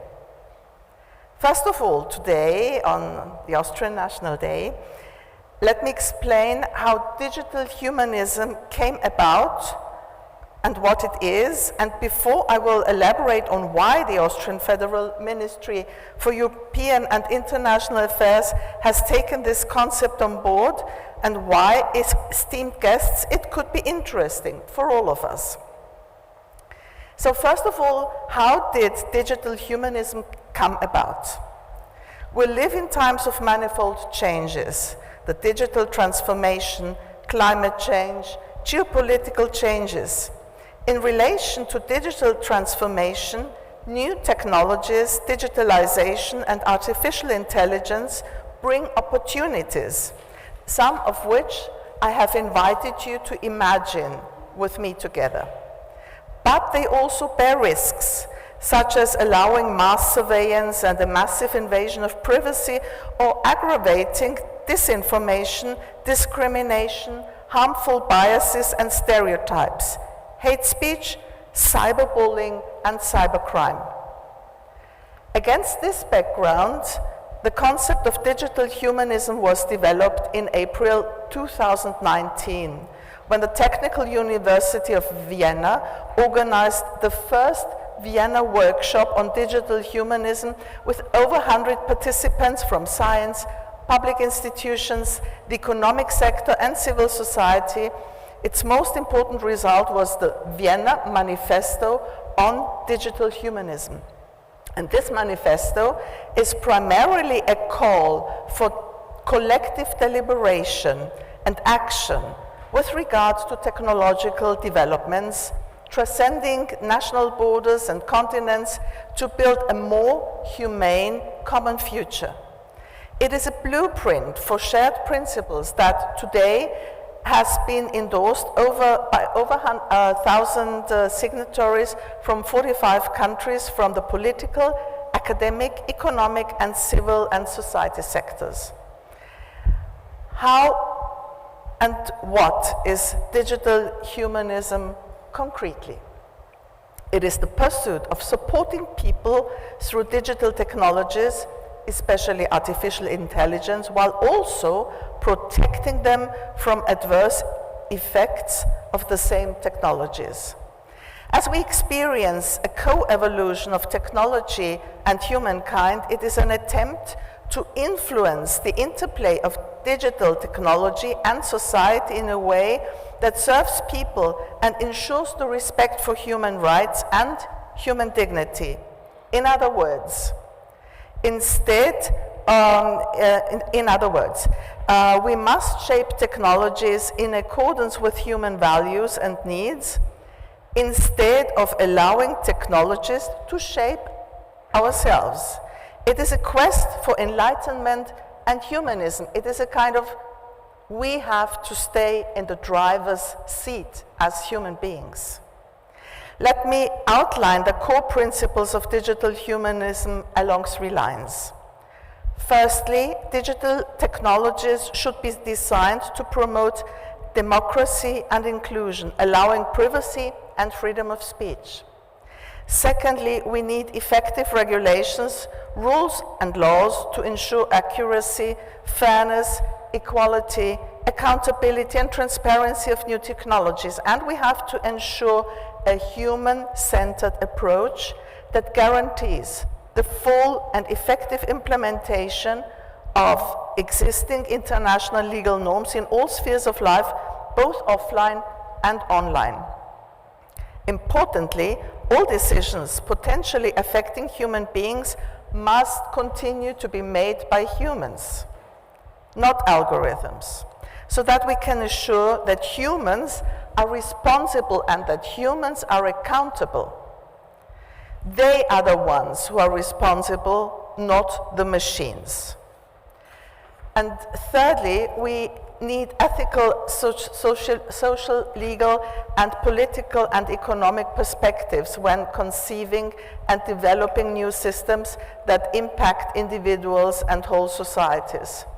And this requests an interdisciplinary collaboration between academics, industrial researchers, practitioners, and public representatives, which all share a special responsibility to reflect upon their approach, just as much they have a responsibility to educate.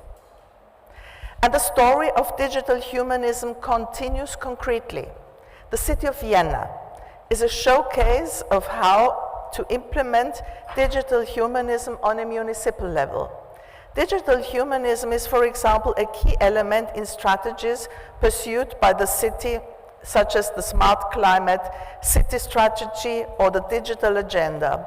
Other measures include support for digital flagship projects that meet the criteria of digital humanism, research calls, and projects developing the concept further, or training courses and education on digital humanism.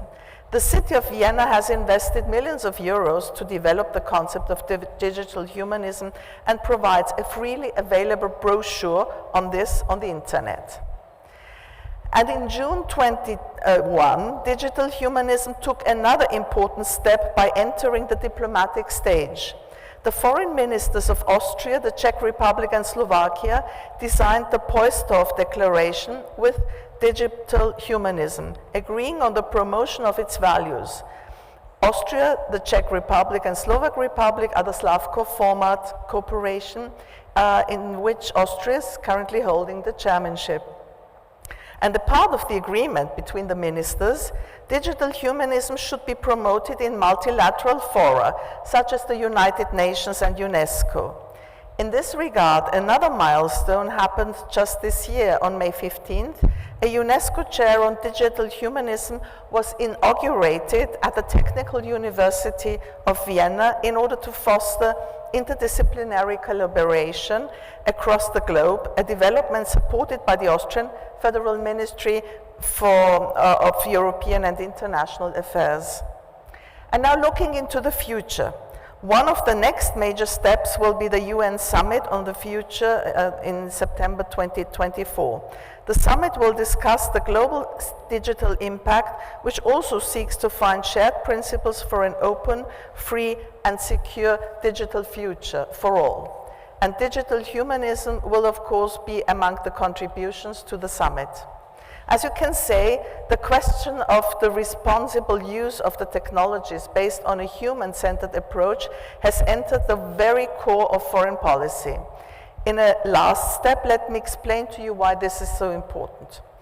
Digital technologies, but also newly emerging disruptive technologies such as artificial intelligence, quantum technologies, and neurotechnologies have potential to contribute to solving the biggest challenges of our future and to contribute to reaching the Sustainable Development Goals.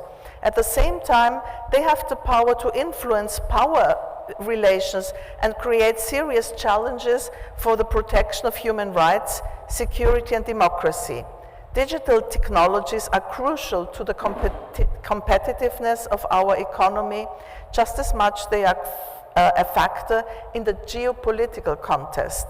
The international community is therefore tasked with minimizing risks and the impact of the new technologies on our societies, democracies, and human rights. Even more, it is tasked with leveraging the opportunities arising out of new technologies for the common good and not just leaving these opportunities for the leveraging of profit of single big tech enterprises. Technologies are not an end in itself, but a tool for improving the quality of life of people and communities. The concept of digital dignity is a central question in this endeavor. Now to conclude, dignity comes with digital self-determination and digital empowerment, without which participation in the digital discourse is not possible. To this end, we need a legal framework protecting the fundamental rights, access to rights and protection of these rights, just as much as digital education, all of which are core principles of digital humanism. Let's not forget the right to dignity is also enshrined in the European Charter of Fundamental Rights and applies offline as much as online. The dignity of persons is not just a fundamental right, but it is the very basis of fundamental rights. Hence, because of all this, the state bears an active responsibility for the protection of digital self-determination and empowerment. Austrian foreign policy is traditionally focused and based on the rule of law and international law, in particular human rights and humanitarian international law. And the concept of digital humanism fits right into this and serves as compass for human rights in the digital world. New technologies, such as artificial intelligence, have profound implications on the international level when it comes to peace and security, human rights, and sustainable development. The goal is to further the potential of new and disruptive technologies early on with preemptively addressing risks.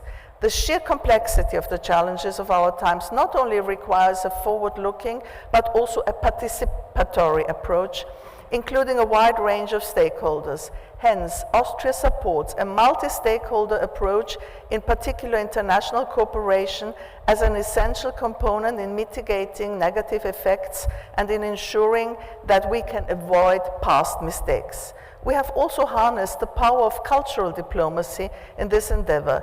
Digital humanism also seeks to empower the world of art, philosophy, and the humanities to explore what it means to be a human being in a digital age. Hence, the motto of digital, Imagine Digity, in the cultural world of Austria is by the extension, of course, the motto of Austrian Embassy in Sofia. We are aiming at supporting the dialogue between culture, the arts, and the sciences, which plays an important role in imagining creative solutions to pertinent challenges and to ensure a dignified life for all. So let me sum up my message to you on digital humanism with words from the Poysdorf Declaration. Digital humanism is a response to fears among citizens of the harms of technology. Digital humanism provides us with a framework to navigate digitalization towards a human-centric approach. What this means is that we do not need to be fearful. Let's turn the challenges of new technologies and artificial intelligence into opportunities that we develop together as a society, as international community. Let us ensure that new technologies and artificial intelligence are used for the benefit of individual citizens and of humankind as a whole. Let's imagine dignified future together. Let's imagine dignity. Thank you. Thank you. Thank you, Your Excellency, for your speech and giving us this overview also for the Austrian policy, which I think is very, very important to see this point of view here also. And thank you. Now I would like to move to the next panel and to invite our, have a nice day, and to invite our experts on the stage, firstly.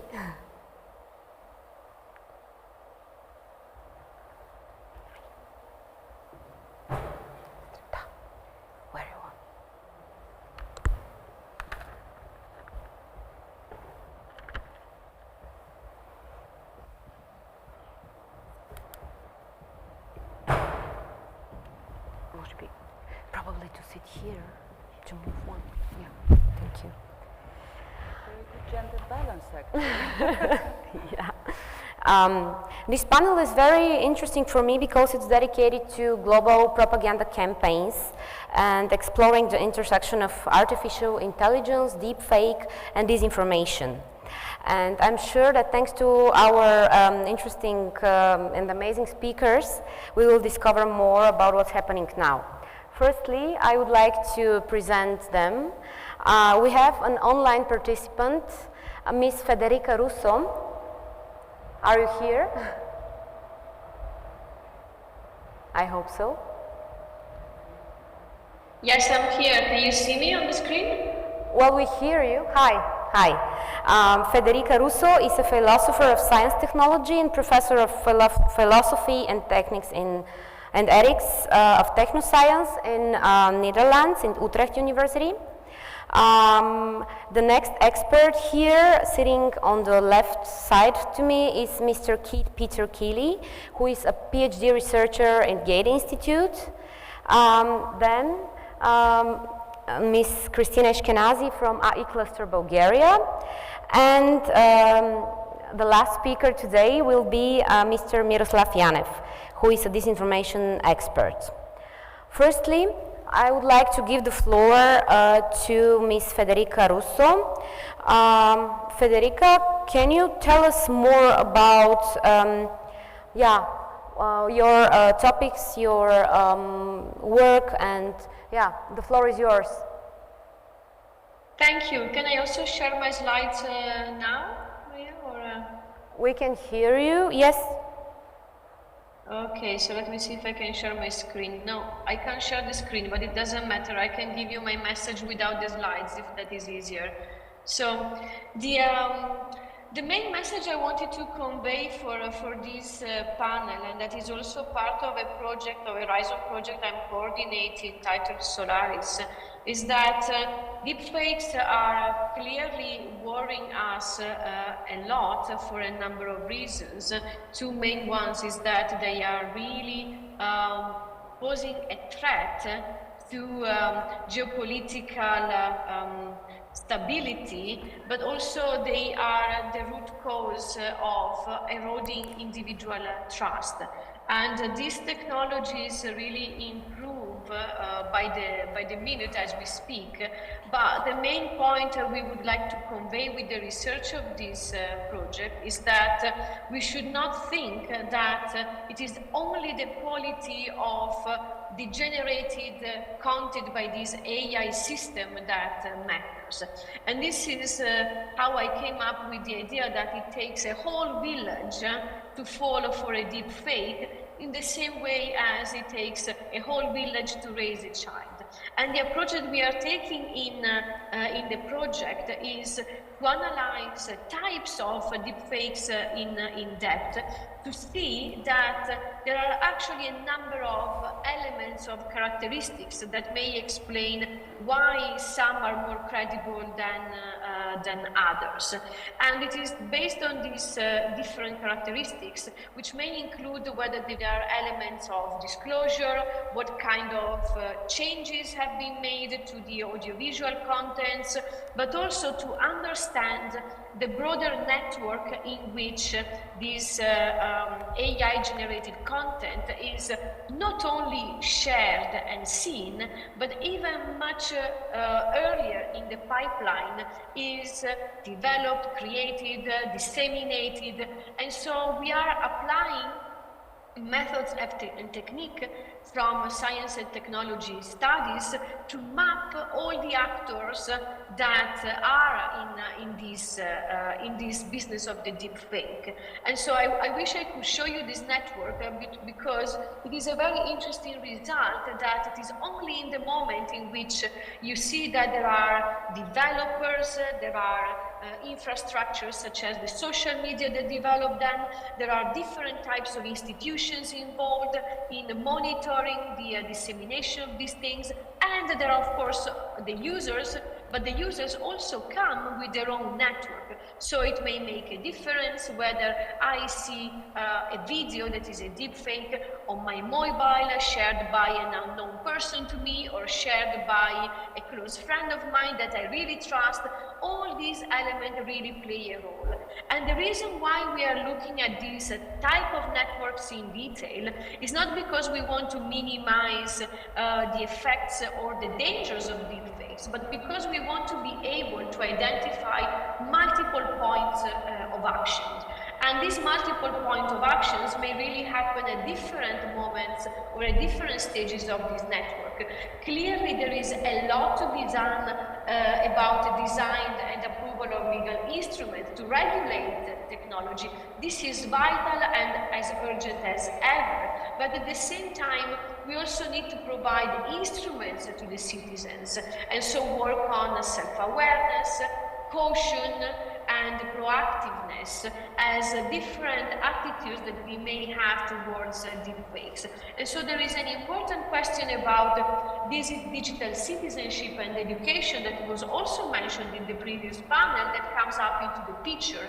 And it is only in the moment in which you have this network approach to deepfake that you see how much this is important, and you can't just focus on how good these technologies are nowadays and perhaps postpone because some of these things are still a bit clumsy, and yet they have already an important impact, not only at the level of democratic processes, but I would say even more importantly, at the level of individual trust in each other and in the technology. This was my main message. Thank you.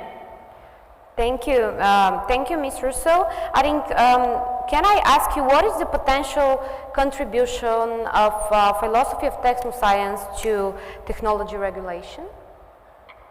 Thank you for the question. This is very interesting because philosophy is not always considered a key player in this discussion, but I think it is. And I wish I could have shown you the network that we are coming up in the project Solaris, because this is really the contribution. Having a clear understanding of who are the actors and the players can really inform how to tailor and tweak and modulate regulations at different levels. And this regulation could be perhaps targeting directly the development and dissemination of technologies, but you could see also regulations and directives that are less direct or targeting the technologies per se, and really focusing on individuals and education and literacy. And it is only the moment you see this from the eyes of a philosopher of science and technology that you see how broad the scope for intervention is. Thank you, Federica. And now I would like to give the floor to the next speaker, Mr. Peter Keeley, who will give us also a more, the philosophical part of our discussion. Can you tell us more about the roots of disinformation?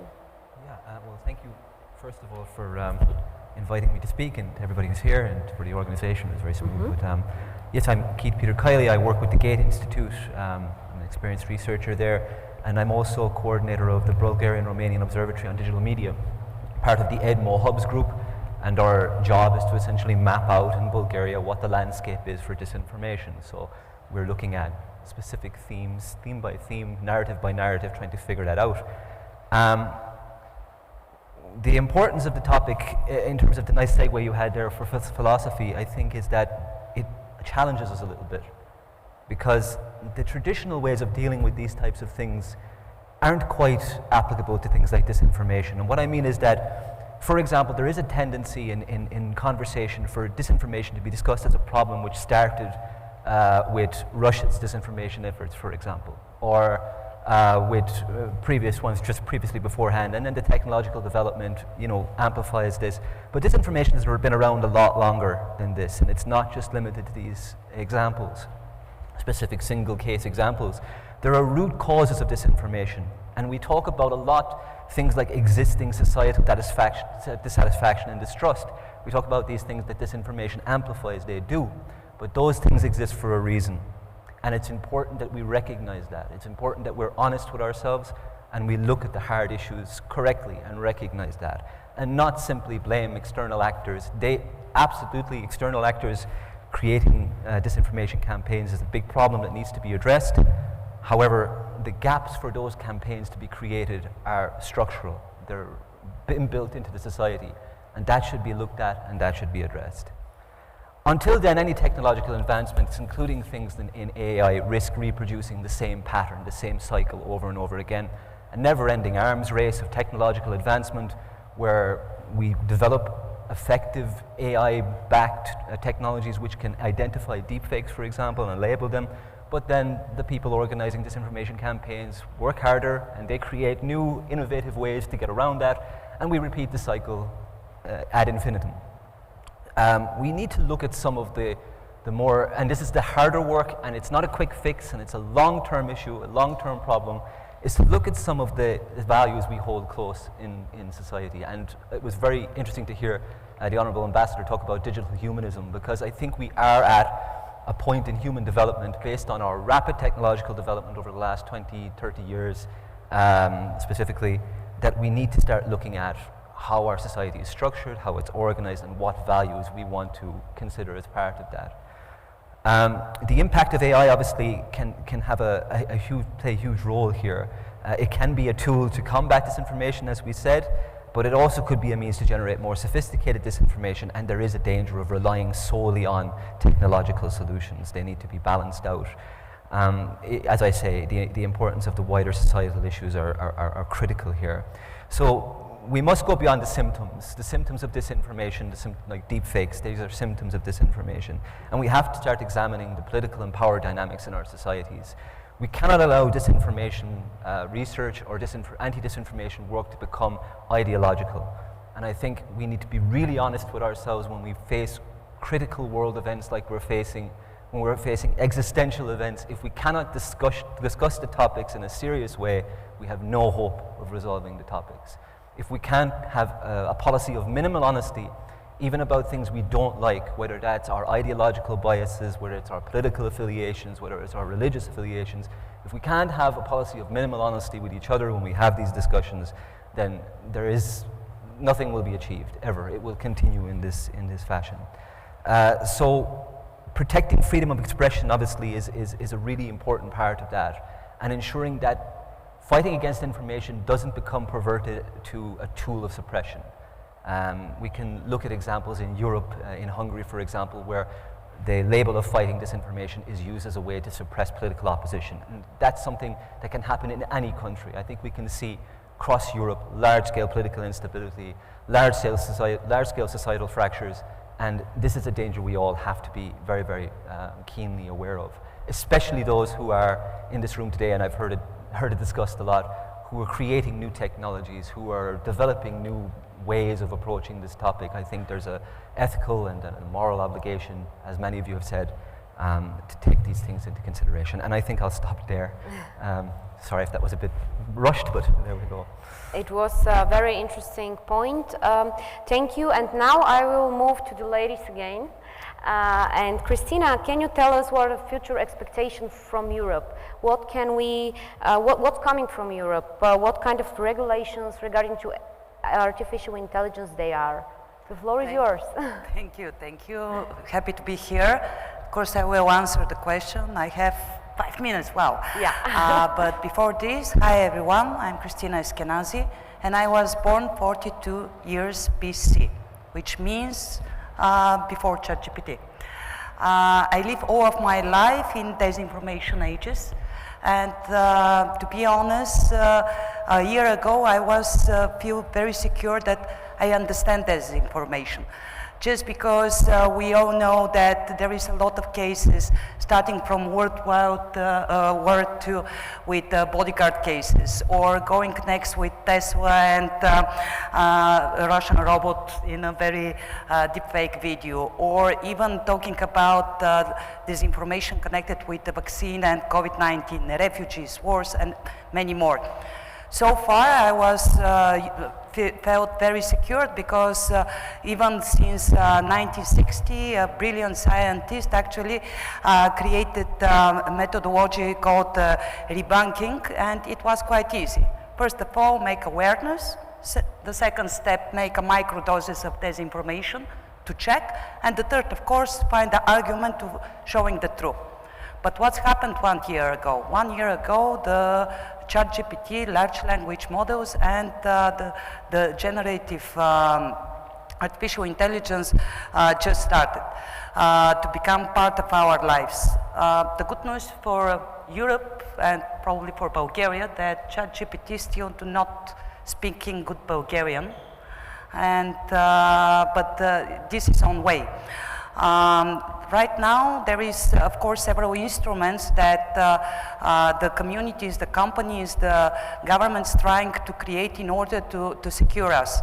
One of them, and I will share some of them, and my idea what could be the logical next steps, but probably not sure are you familiar with Jigsaw. It's a very interesting project by Google for checking the fake news and fake videos, but still the instrument needs a lot of improvement.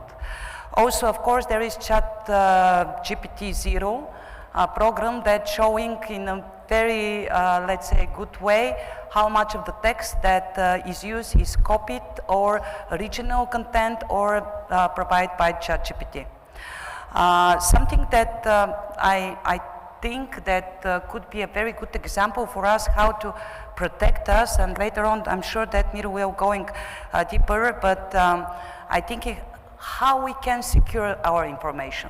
And one of the stories that I remember that I studied, I don't know, 15 years ago, was called Orion Constellation. Probably you are wondering why nobody print money, because if you put the money into the scanner device and wanted to print, never happened.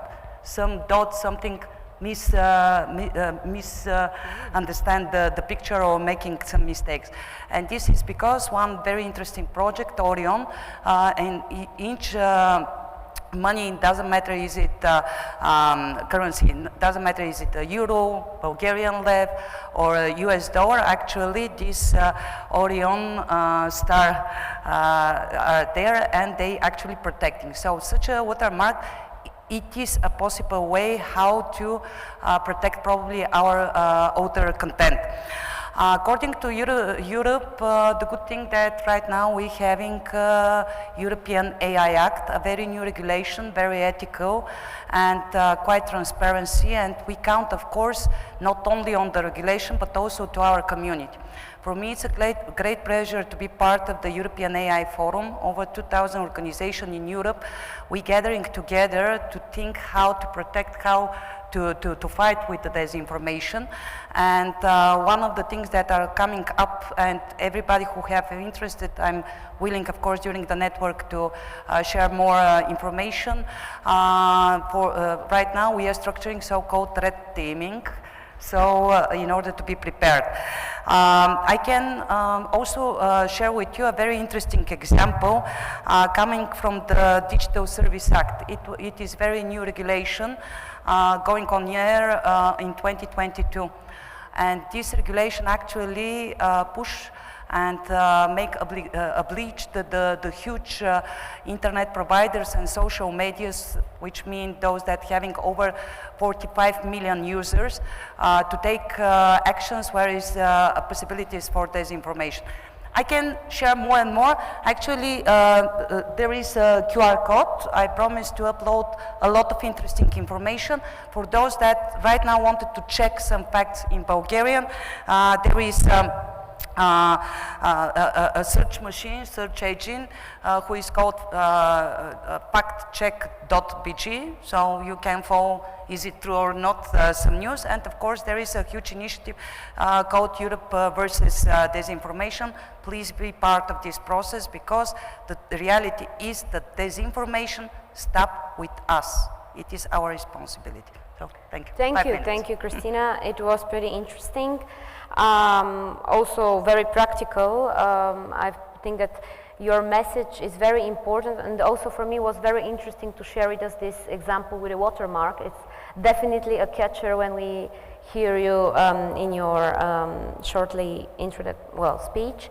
And now I would like to move to Mr. Miroslav Yanev. As I said, you're a disinformation expert, and can you tell us more, probably the technical part of the thing? And yeah, the floor is yours. Thank you. Okay. I like the introduction, disinformation expert. So I will start disinforming you now, because that's what I'm an expert of. Look, joke aside, I only have 5 minutes, so I'm going to talk to you about 3 things only. What, where, and how. What is the intersection between AI and disinformation? Where can we fight disinformation? And how?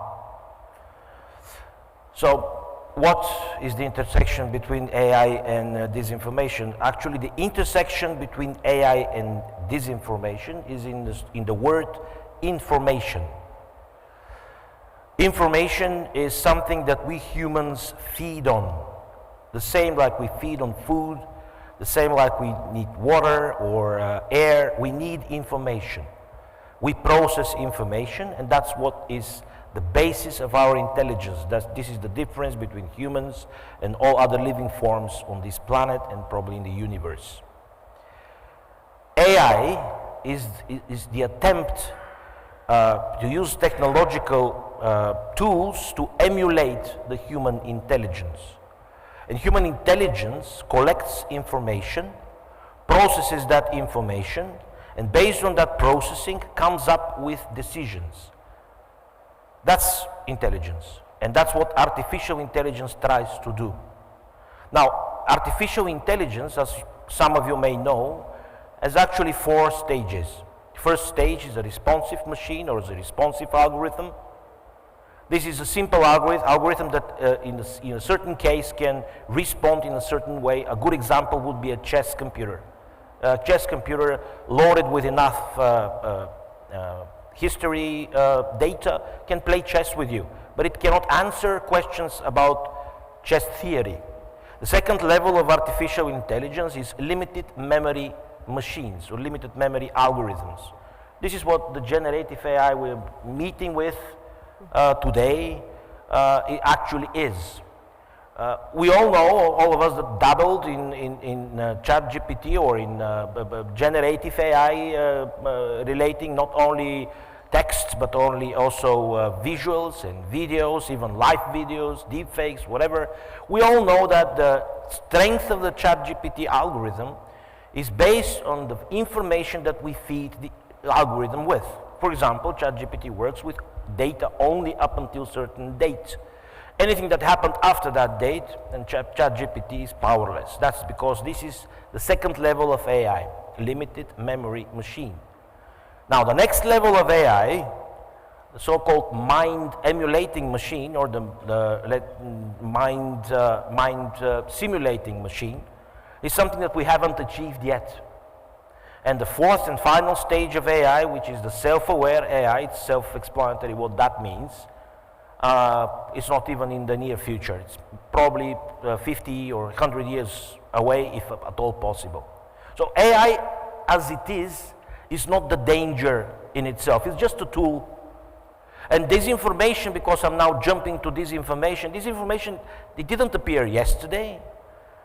Humanity has been dealing with disinformation since the dawn of time. Since the first time a father tried to marry his daughter to some rich guy from the other tribe, and that father said, okay, my daughter is really beautiful and really smart, and then they married, and that was disinformation.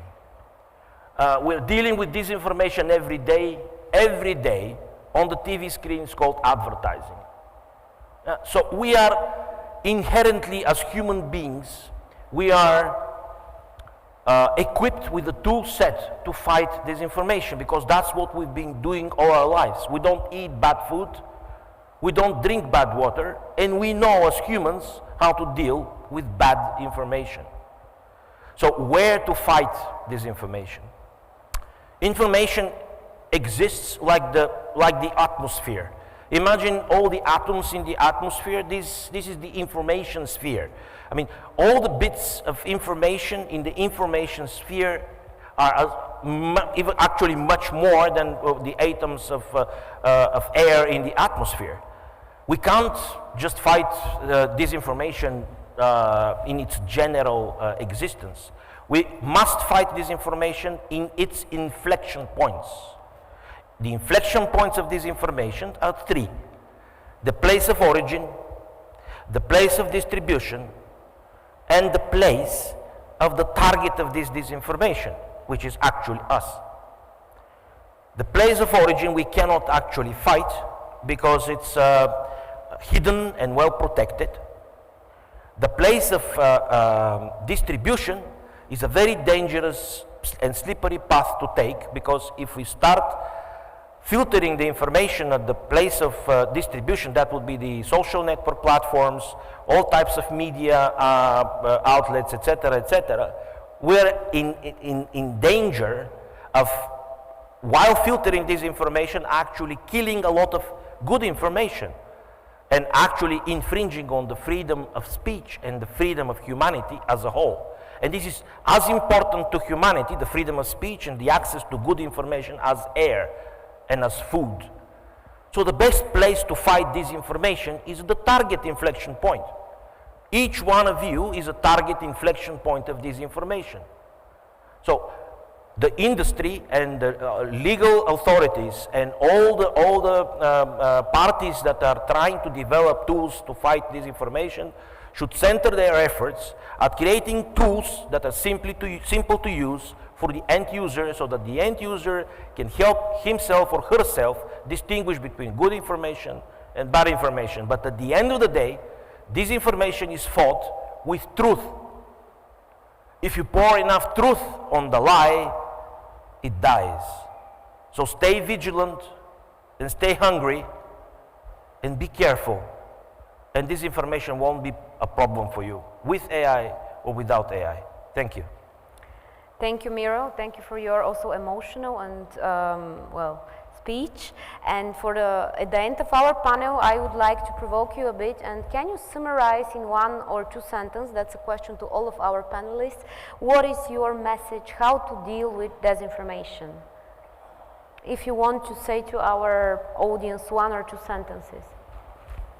2 sentences, as I mentioned, disinformation stop with you. And the second message to you, AI, deepfake can be used for good also. There is initiative like this climate do not exist.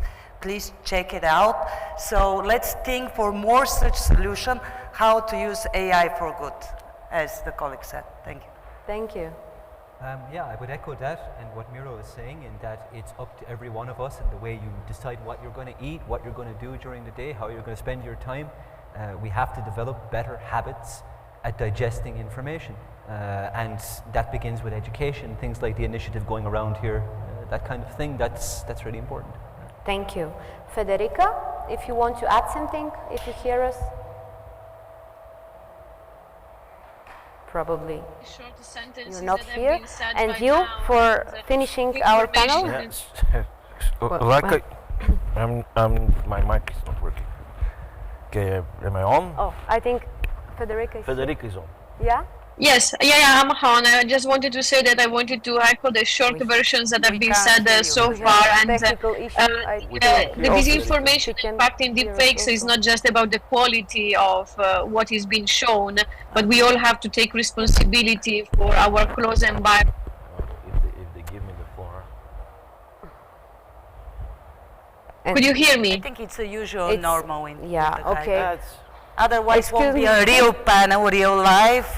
People can say that it's a fake, actually. It's a live event. It's not AI generated. Okay, I think we have a technical issue if we cannot fix it. Okay, okay, we hear it.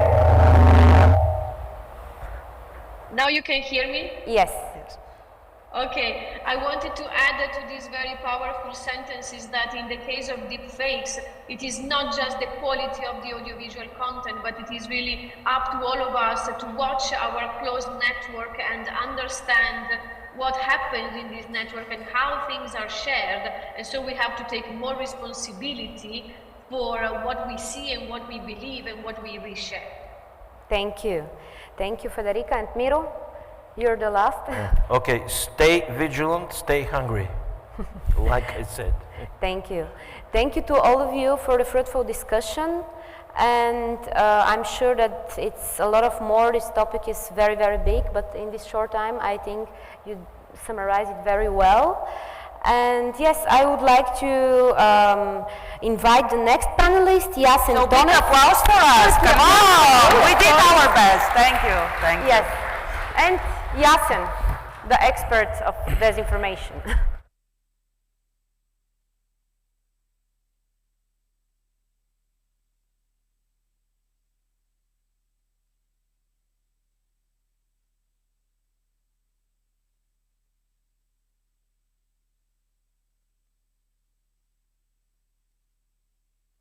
Okay, so English is going to be the language, okay? Thank you. Okay, so then it's going to be, English is going to be the language as I understand.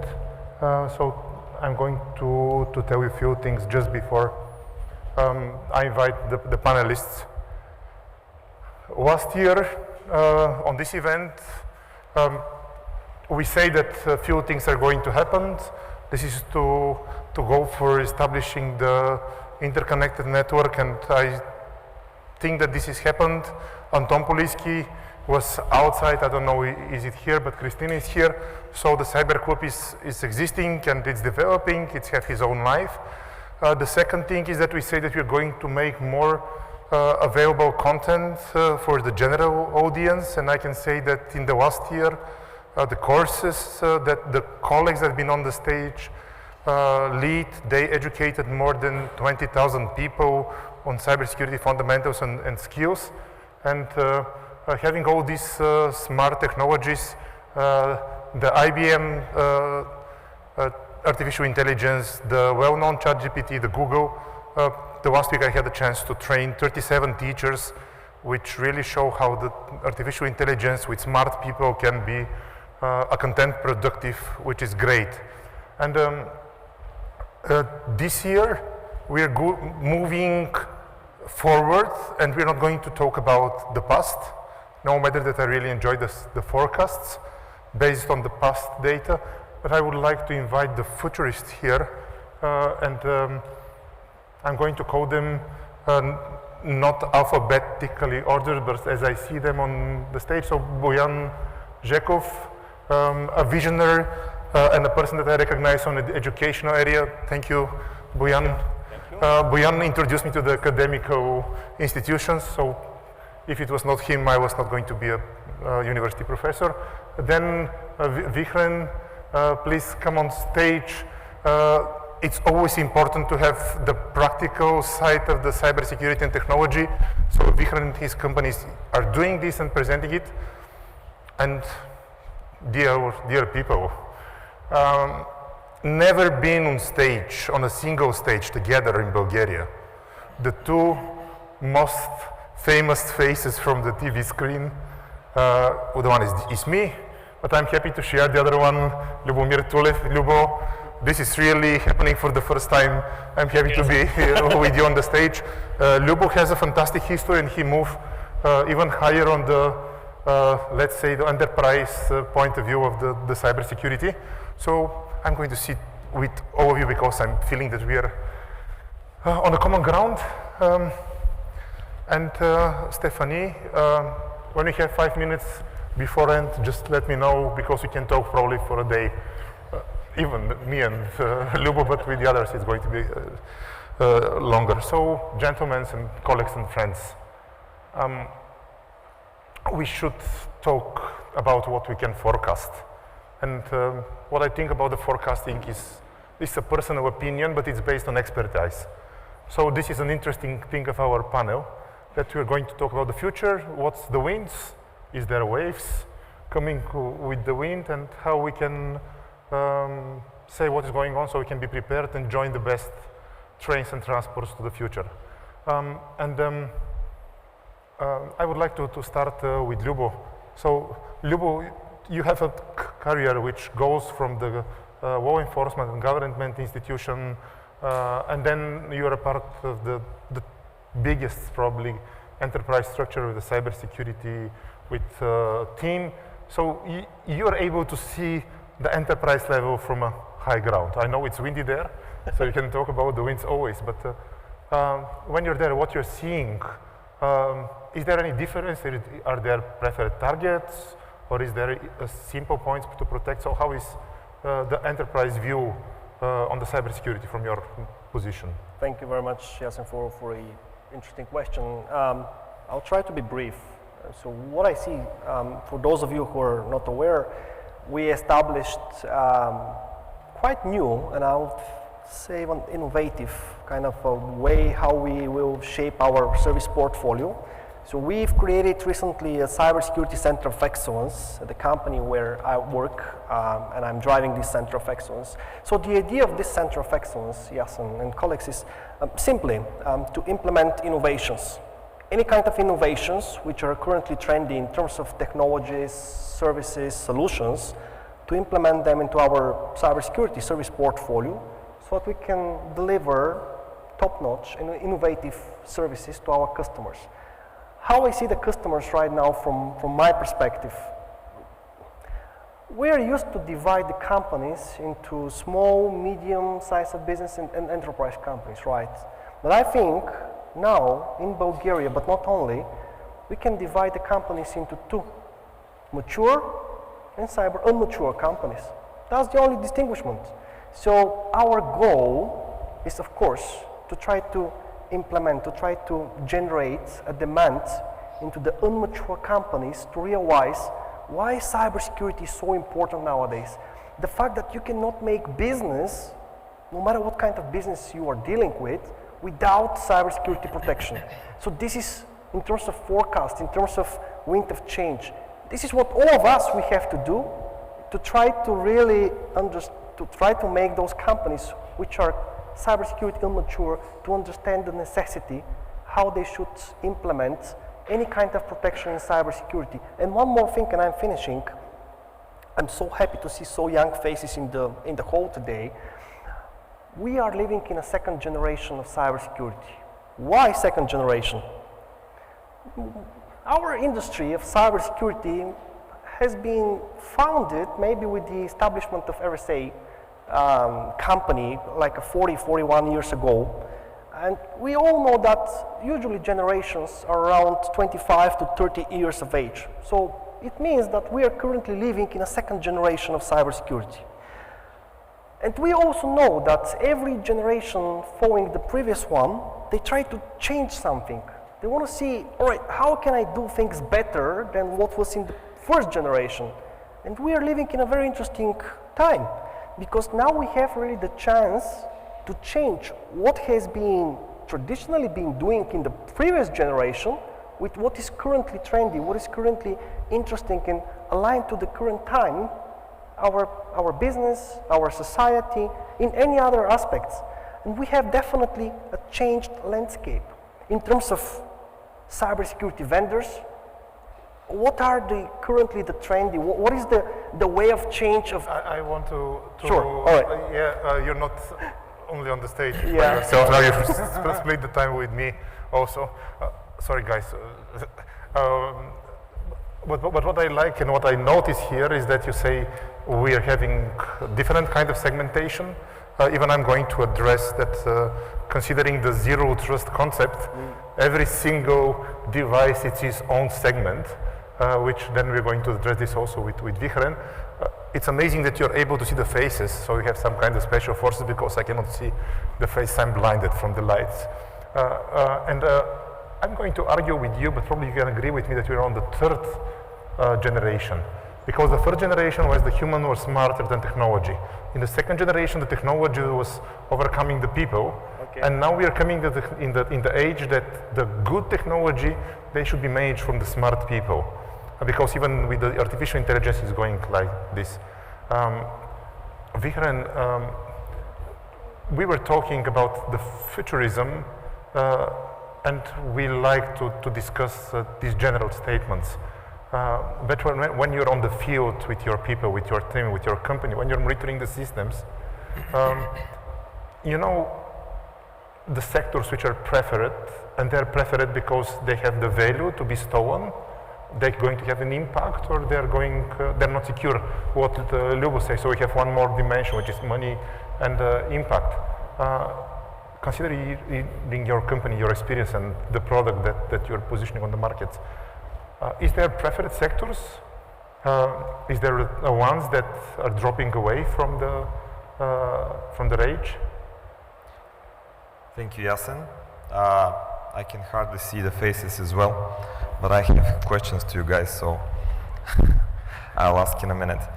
Directly to the question, the most valuable targets and the most preferable targets are the expensive ones. There is no single sector that we can say, okay, this is the preferred one, or this is the sector that is going to be targeted in the next 1 year, 2 years, whatever. Actually, what we call bad guys, hackers, whatever we call them, they are targeting value. They're not targeting information because they like it.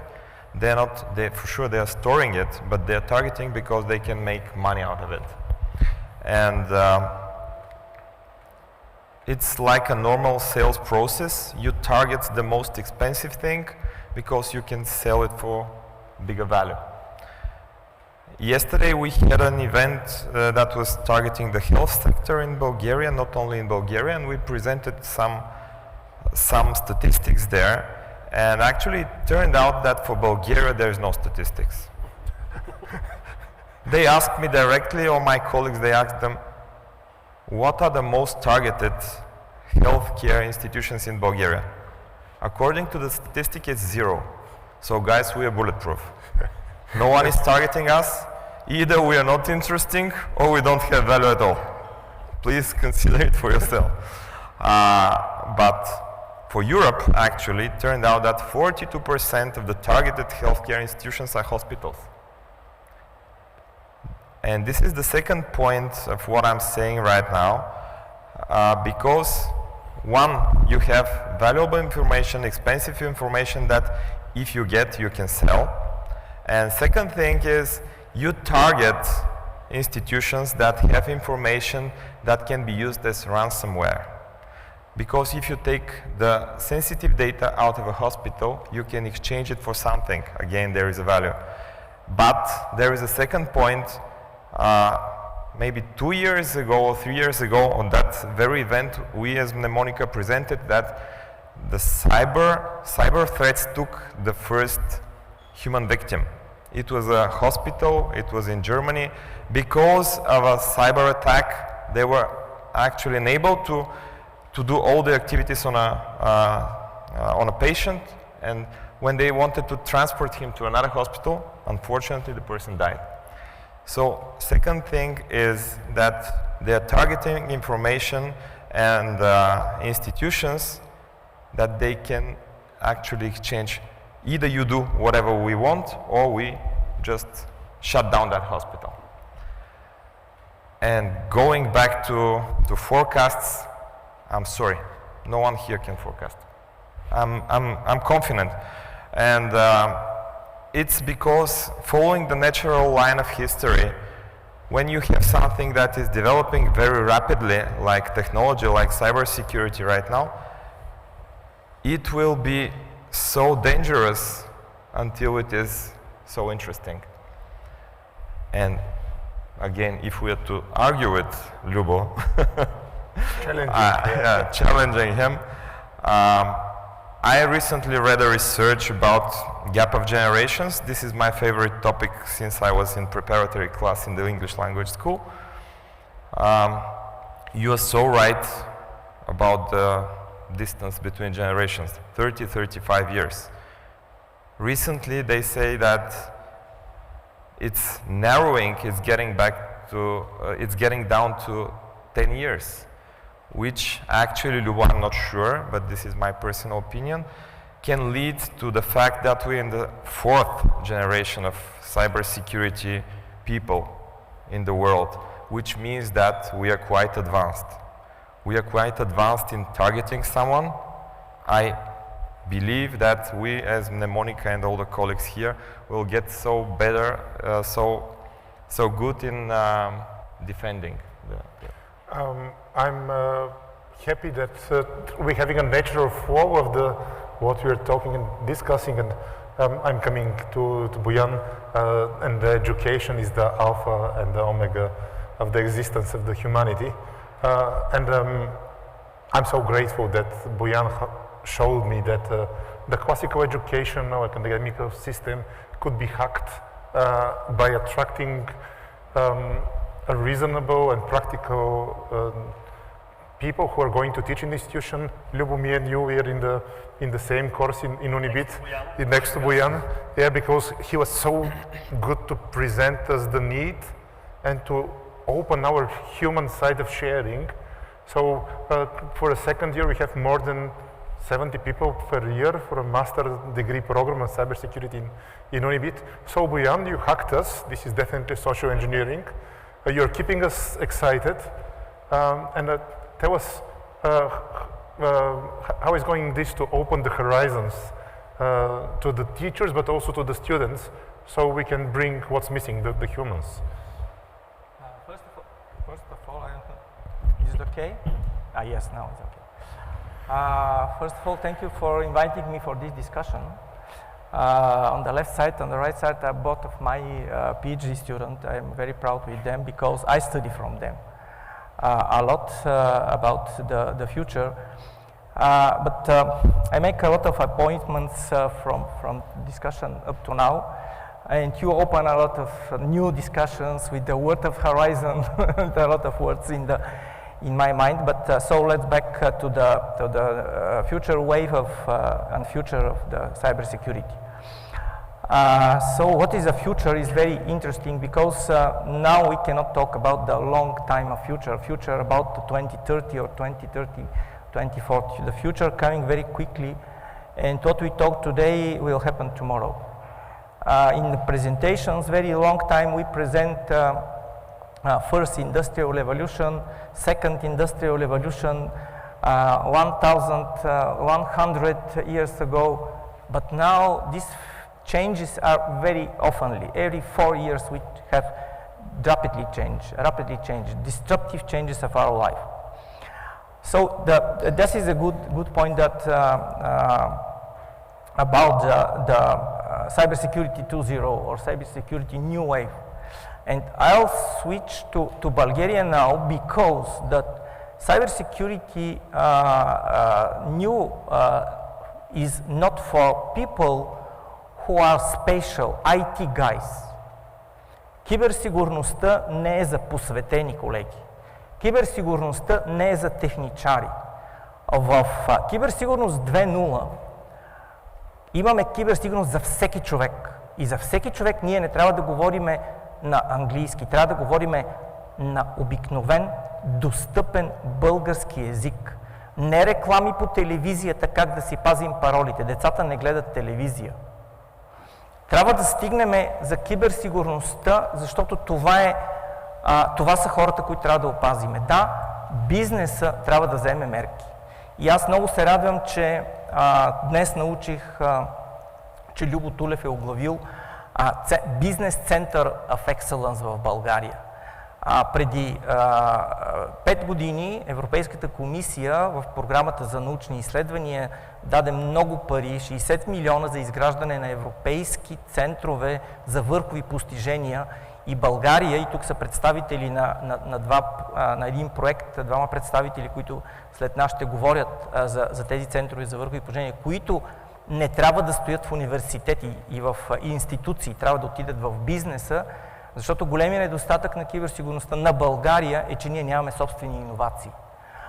И ние не сме конкурентни, ето тук влиза и замминистъра на иновациите, ние нямаме иновации в сферата на киберсигурността, които да направят България лидер или конкурентоспособен, а ние си говорим сега за догонващи неща. Какво ще се случи, за да може хората да бъдат защитени? Много важно нещо, киберсигурността не е за бизнеса, киберсигурността вече не е за държавата. Беше министъра, който отговаря за държавната киберсигурност. Тук са колеги, които отговарят за бизнес, киберсигурността или това е тяхното ежедневие. Но киберсигурността вече е проблем на всеки граждани, защото всички лични сметки на хората са не в компютрите, те са в телефоните. Всички лични данни, всяко нещо, което може да те компрометира и да накара някой да те изнудва, е в този телефон. И това е базата, която тотално променя отношението към киберсигурността, защото на обикновения гражданин му е все тая дали НАП е защитен. На обикновения гражданин му е все тая дали държавните институции са защитени или ние сме част от една кибервойна. Него го касае личния му живот. И затова е много важно да говориме на обикновения човек. И това е много трудно. Защо е трудно? Отивам на темата за образованието. Образователната система не е готова. В момента интензивно Министерството на образованието провежда обучение на учители какво е дигитална трансформация. Тоест, те все още не са започнали да водят интензивни обучения на учители, а тези учители трябва да преподават на учениците. В момента учениците могат да преподават на учителите как да си защитат телефоните. Тоест, ние имаме институционален и екзистенциален проблем как и кого да обучаваме, за да се предпази. Защото киберсигурността не е просто техническата сигурност. Киберсигурността е част от националната сигурност, тогава, когато гражданите не могат да се опазят, какво като харчиме много пари за големи институционални решения. Така че, каква е следващата вълна на киберсигурност? На първо място всички хора, колкото се може повече хора, да научат простички правила, за да се пазят. Защото ние не живееме във времето, когато на село има една метална халка, с която затваряш вратата. В момента живееме във време, когато заключваме вратите си с по 4 катинара. По същия начин и в киберсигурността. Ползваме една от българските платформи за почта, с която влизаш само с една парола, която със сигурност използват още десетки или стотици, защото тя е името на твоето куче, пък с такова име имат всички кучета в квартала. И това не може да се разбере. А почтата ти е днешната комуникация. В света затварят почтенски клонове и ние ще затваряме почтенски клонове, защото никой вече не изпраща и не комуникира през почтите. Тоест, личната сигурност през призмата на киберсигурността и следващата стъпка за следващия панел или за следващия форум. На панела да присъстват не 4 инженери, каквито сме в момента. Трябва да има психолог. Психолог, който да говори за начина на възприятие на тези проблеми от хората. Колко дълго време държавата харчеше пари, за да кажем на обикновения човек, не дай да си хвърляш спестените пари през прозореца на хакерите. И още го правят. Докато същите послания ги отправиме за киберсигурността, ще минат още дълго време. Спирам тук, защото сигурно ще отворим още теми. Темите са наистина страхотни и виждате как си говорим. На нас ни се наложи да бъдем психолози с времето, защото осъзнаваме тези неща. Съвсем за малко ще вмъкна, че имах шанс да преподавам пред 37 педагогически съветника на РУО в Пловдив и деня преди обучението смених формата. За 4 часа им разказах за основните заплахи и как да защитават. След това им отделих 1 час и половина за генеративен изкуствен интелект, който да генерира текст и изображения. И за останалите 2 часа им дал домашно да напишат урок, който да използват генеративен изкуствен интелект и да го подкрепят с визуално съдържание. И да го оформят като педагози. Това е нещо, което бих споделил с всеки от вас, който се интересува, защото тези хора от педагогическия им опит, от опита от реалността, от знанието, които придобиха за 4 часа, успяха да започнат да преподават качествено многократно. И това е хакване на образованието, Бояне, но ти ни даваш възможност, като говориш с нас, да се развиваме напред и да учим. Вихране, само тебе трябва да те запишем в PhD програма, да бъде интегриран. Оставам на български, защото щом ръководителя на докторската теза каже на български, дори организаторите не могат да ме накарат да ми е на английски. Няколко много бързи въпроса за 6 минути и 25 секунди, които имаме. Благодаря за тези, които ни пуснаха времето. Любо, кой е онзи проект, който смяташ, че трябва да се случи и коя е най-технологична грешка, която може да ни събори? Съвсем накратко, 2 минути. Много набързо. Аз считам, че този проект вече се случва. И това е проекта, който всъщност ти водиш много успешно, заедно с други съмишленици, така наречен Киберклуб. За онази част от залата, които не знаят, в началото на тази година официално беше лънчнат всъщност Киберклуб в България. Клуб, който има за цел да събере на едно място студенти, т.е. джуниори, прохождащи в сферата на Cyber Security, така и вендори, преподаватели, професионалисти по Cyber Security, което наистина е много уникално нещо.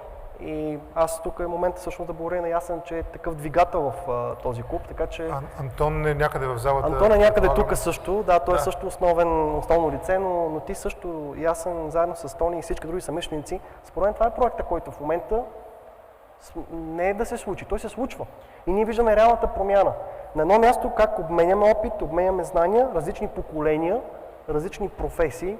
И от гледна точка на спазване на времето ще спра тук, така че за мен това е наистина в момента емблемата на проект, който трябваше да се случи и съм много радостен, че заедно с теб и други съмишленици по част от този проект. Това е съвременният вариант на будители, които да обяснят на хората в какъв свят живеят и какво предстои утре. Изкуственият интелект и киберсигурността като теми, които дали така ще ги наричат точно така или ще бъдат свързани един и друг начин с тях, са част от ежедневието. И този проект е начин не само инженери да си говорят на тази тема, а да стигне тя до всички. В това число на хоризонтално ниво да бъде разглеждана в Министерството на здравеопазването, в Министерството на образованието, в Министерството на земеделието, защото все повече отиваме към земеделие, в което ще се използват новите технологии и някой трябва да се грижи дали то няма да бъде хакнато от конкуренция или от някой друг. Така че всичко това е хоризонтално, а не вертикално. Преди много време ми казваха, преподавах в икономически специалности и информационни технологии. Моля ти се, разкажи малко функции на Excel, защото ние след това по счетоводство ни трябва това нещо. Казвам, не. Информационните технологии трябва да бъдат 1 час във всяка една дисциплина, защото и по финанси, и по банки, и по счетоводство хората отиват утре в работа и сядат на компютър. И аз не мога в рамките на моя час да им разкажа всички видове информационни системи, с които биха работили и всички функционалности, които им трябват. Тоест, по същия начин киберсигурността трябва да бъде част от всяко едно нещо, в което някой влиза и преподава. Дали ще бъде киберсигурност в транспорта, дали ще бъде киберсигурност в домашната мрежа, дали ще бъде... Въобще във всяко едно нещо има IT и кибер. Вихране, когато си го мисля за технология и за онази граница, в която човека трябва да конфигурира правилно технологиите, но и това, че ние хората не сме съвършени, сме виждали колко грешни инженерни проекти, но и психологически проекти може да има. В финалното ти обобщение много ми се иска да чуя как се грижиме това да има по-високотехнологично добре конфигурирани системи и винаги, понеже остава риск покрай опита ми с ISO стандартите, този риск как се управлява и за бъдеще, как го виждаш? Добрата технология не винаги е гаранция за защита, тя е една най-добра основа. Конфигурирането и накарването на тази добра технология да работи по правилен начин, на който ни трябва, е ключа към тая задача. И затова трябва да има хора като нас, които, аз не обичам думата експерт, винаги съм казал, че ние сме се занимавали просто малко повече с това. Давам ви най-елементарния пример, колко от вас имат OneDrive. Поне 3. Да, аз не виждам в залата, но тук имаме поне 3.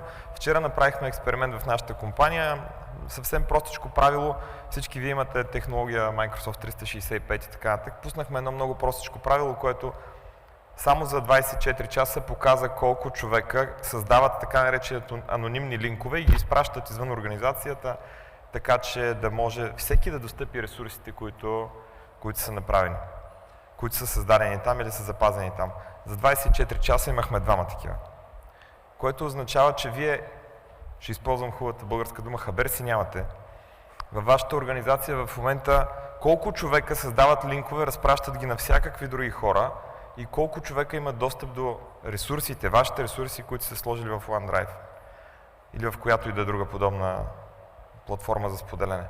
Така че ключа в цялата тази история е наистина една технология да бъде разбрана, както ние се шегуваме, да знаеш да си работил на черната конзола от едно време, да знаеш как работи технология отдолу, за да можеш да направиш, да я настроиш по най-правилния възможен начин. И аз понеже винаги препоръчвам да се четат книги и да се гледат филми, защото бъдещето вече е измислено, то просто е написано в книгите преди нас.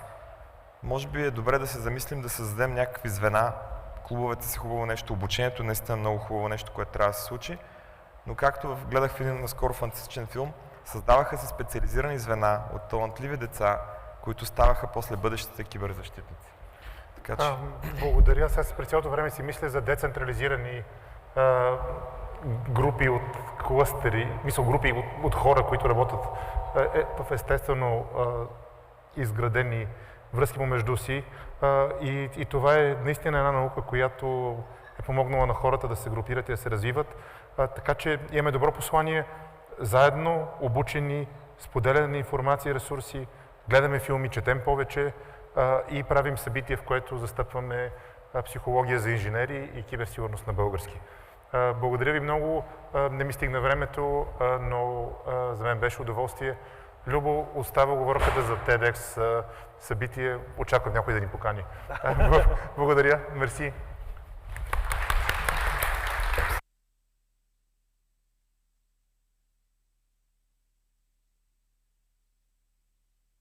Recovery план винаги трябва да го разпечатва на хартия. Аз имах и акцента на хартия. Това е нещо, което ви препоръчвам. Disaster Recovery винаги на хартия.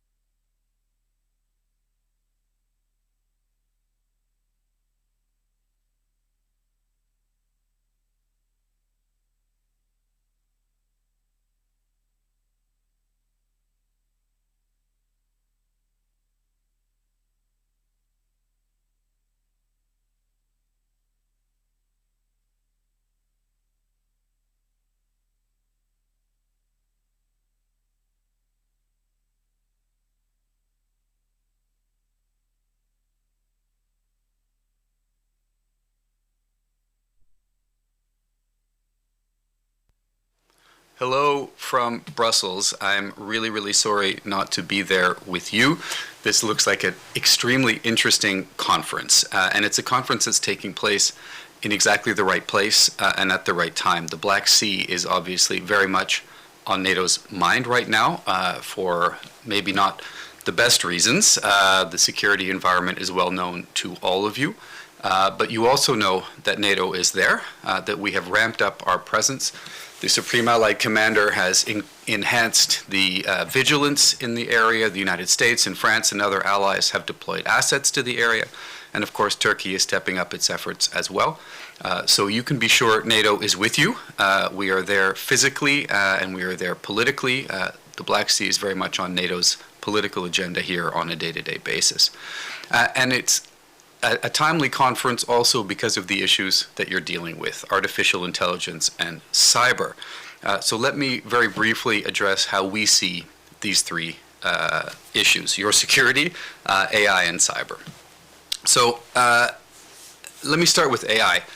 I think many people at the conference, including the Ukrainian delegates, are going to talk about how artificial intelligence is deciding battlefield outcomes in Ukraine. And that's very important. You'll hear a whole host of examples. Data fusion that's taking place in real time, from satellites to drones to other sources of intelligence.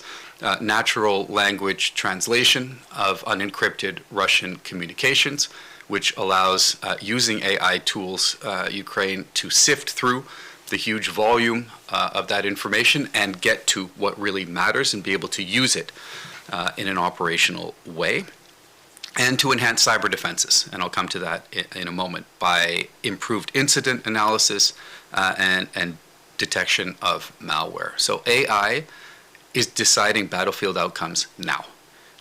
Cyber, Ukraine is obviously a case study in how important effective cyber defenses are. Cyber underpins everything. Sometimes people look at cyber as something you do, cyber defense as something you do after you've done everything else. But if you look at Ukraine, the fact that cyber defenses function means that essential government services function, essential military services function, people know where to go, they know how to communicate with their loved ones, and President Zelensky is able to be on the air, motivating the population and also motivating us to provide the military equipment that Ukraine is using to defend itself. So cyber defense is essential for battlefield outcomes. So there's a lot of lessons out of Ukraine that we can all learn. On AI and on cyber, we are learning those. Very important lesson when it comes to both is to have a stronger engagement with the private sector, and I'm sure that you'll be discussing that as well. But when it comes to cyber defense, it also means having the right people, training them, having redundancy, having air gapping of essential critical infrastructure, moving things to the cloud, moving data to the cloud. So there's really a lot that we can learn, and I'm sure you'll be discussing there as well. Then broadening the lens a little bit on AI.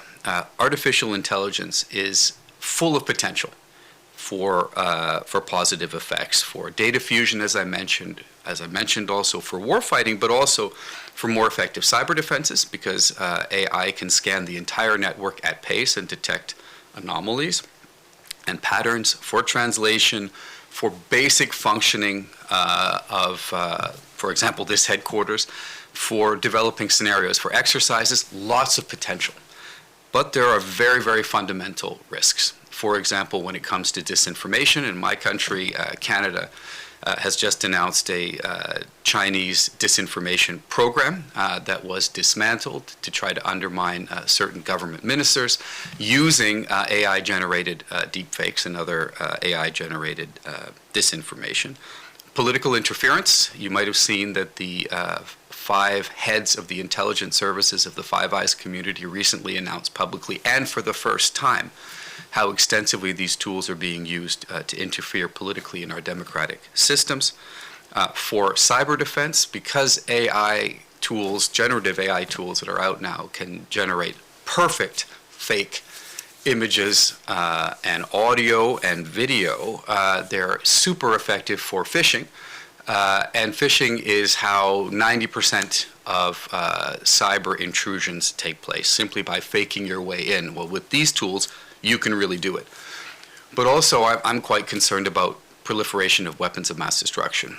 These tools, if they are jailbroken, if you can get around their restrictions, and you can, they can, for example, help malign actors generate a novel virus. So a tool was challenged to do that a few weeks ago, and in 1 hour developed 600 new viruses, and the researchers decided to publish this.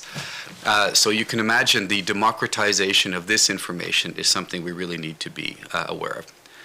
In that context, we need to look at China. China is a profound investor, a heavy investor in these tools. President Putin has just announced also that Russia should be investing more in these. So we really need to be very, very careful that we are competitive when it comes to AI. Finally, what is NATO doing about this? Well, we have focused on AI very carefully.